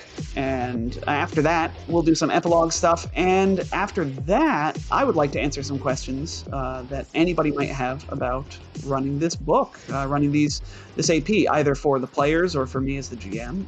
If anybody has anything they'd like to ask or such things, feel free to either email us at nonstandardaction@gmail.com or put them in the Fly Free or Die feedback channel on our Discord. So that way we can easily keep track of these questions. Don't put them in the Twitch chat because they're going to disappear after this stream is over. But Tom, yes. So, yes, Jet. for those that might possibly email us, what should they put in the subject line so that it's very easy for you to collate that and put that together and look through? Love I don't that. know For if we get enough email for that to matter, but Hey, I'm yes, just preparing. no, Simon, of the hundreds of emails I receive every day at nonstandardaction@gmail.com, no, this is a good idea. Joking aside, it's not a bad idea. So let's say Fly Free or Die questions in the subject line. That should be enough to stand out. But yeah, the only emails, I'll be honest with you, dear listener, the only emails we get are from our artist, which, spoilers, we are getting art for our new season, and we're working with, can I say who we're working with again, friends? I think you can say who Go we're ahead. working with. All right, yeah, we're working with Any Cola once again. We're delighted to be working with Any Cola again on Series 5 art. We're not going to tell you what we're playing until perhaps next week. No, No? they have to guess. We didn't talk about any of this behind the scenes. I'm just sort of, shooting from the hip right now. So I said Yes, perhaps. well, I said I perhaps. think we might be able to announce the campaign we're running next week. Yeah. The campaign we're running might surprise you.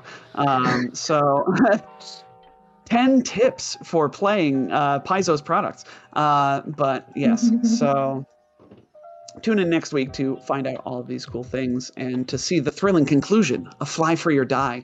Will our crew fly free or will they die? nice. I don't think we're gonna die. I just gotta say, I think Sinjin's gonna eat it. Okay. That's the hope. So we killed those jeune assassins. Are we 13, Tom? Yes, about that. So this is one of those cool books cool APs, I should say. First one that I've encountered that says, yes, at the end of this run, you all should be level 13 for the final encounter. So, dang. you know what? Why don't you all take level 13 for next Yay! week? And Yeah. let's see. I can now turn into goo. Yes, We have yes. a sudden Spoiler. power surge as Sinjin does his monologue. Yeah. Yeah, my baddies do love to monologue right at the end before a week-long break. So, yes, as Sinjin monologues, you all feel a sudden thrum of power and, perhaps anger and resistance against this evil lord of the Golden League. And you all gain level 13. So, as always, a new Cosmic Crit episode dropping tonight. Jet, what do we have going on this Thursday?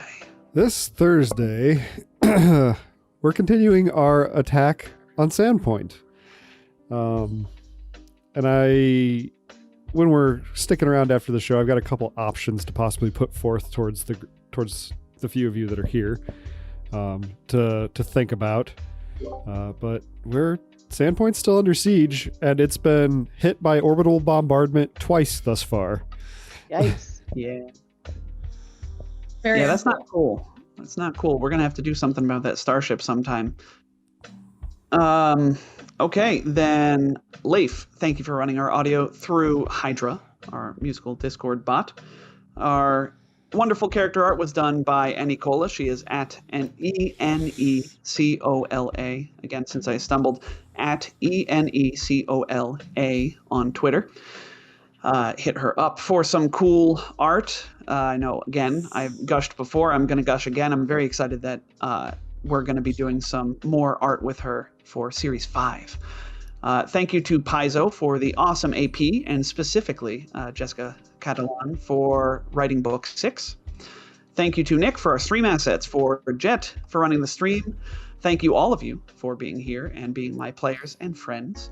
And finally, you, dear listener, for joining us. It has been awesome hearing the feedback that we've gotten over this series, and it has been a pleasure running it for you all. And finally, thank you, Lo-Fi Girl and Alex Productions, for your free music. Thank you. That's the one. Yes, I knew. I didn't know I was forgetting something, but thank you for making sure we didn't miss it, Leif. So, as always, we'll be in general voice on our Discord after the stream, so come on by and say hi. So, say goodbye, everyone. Bye, everyone. Bye, everyone. Everyone. And Jet, go ahead and take us into the drift.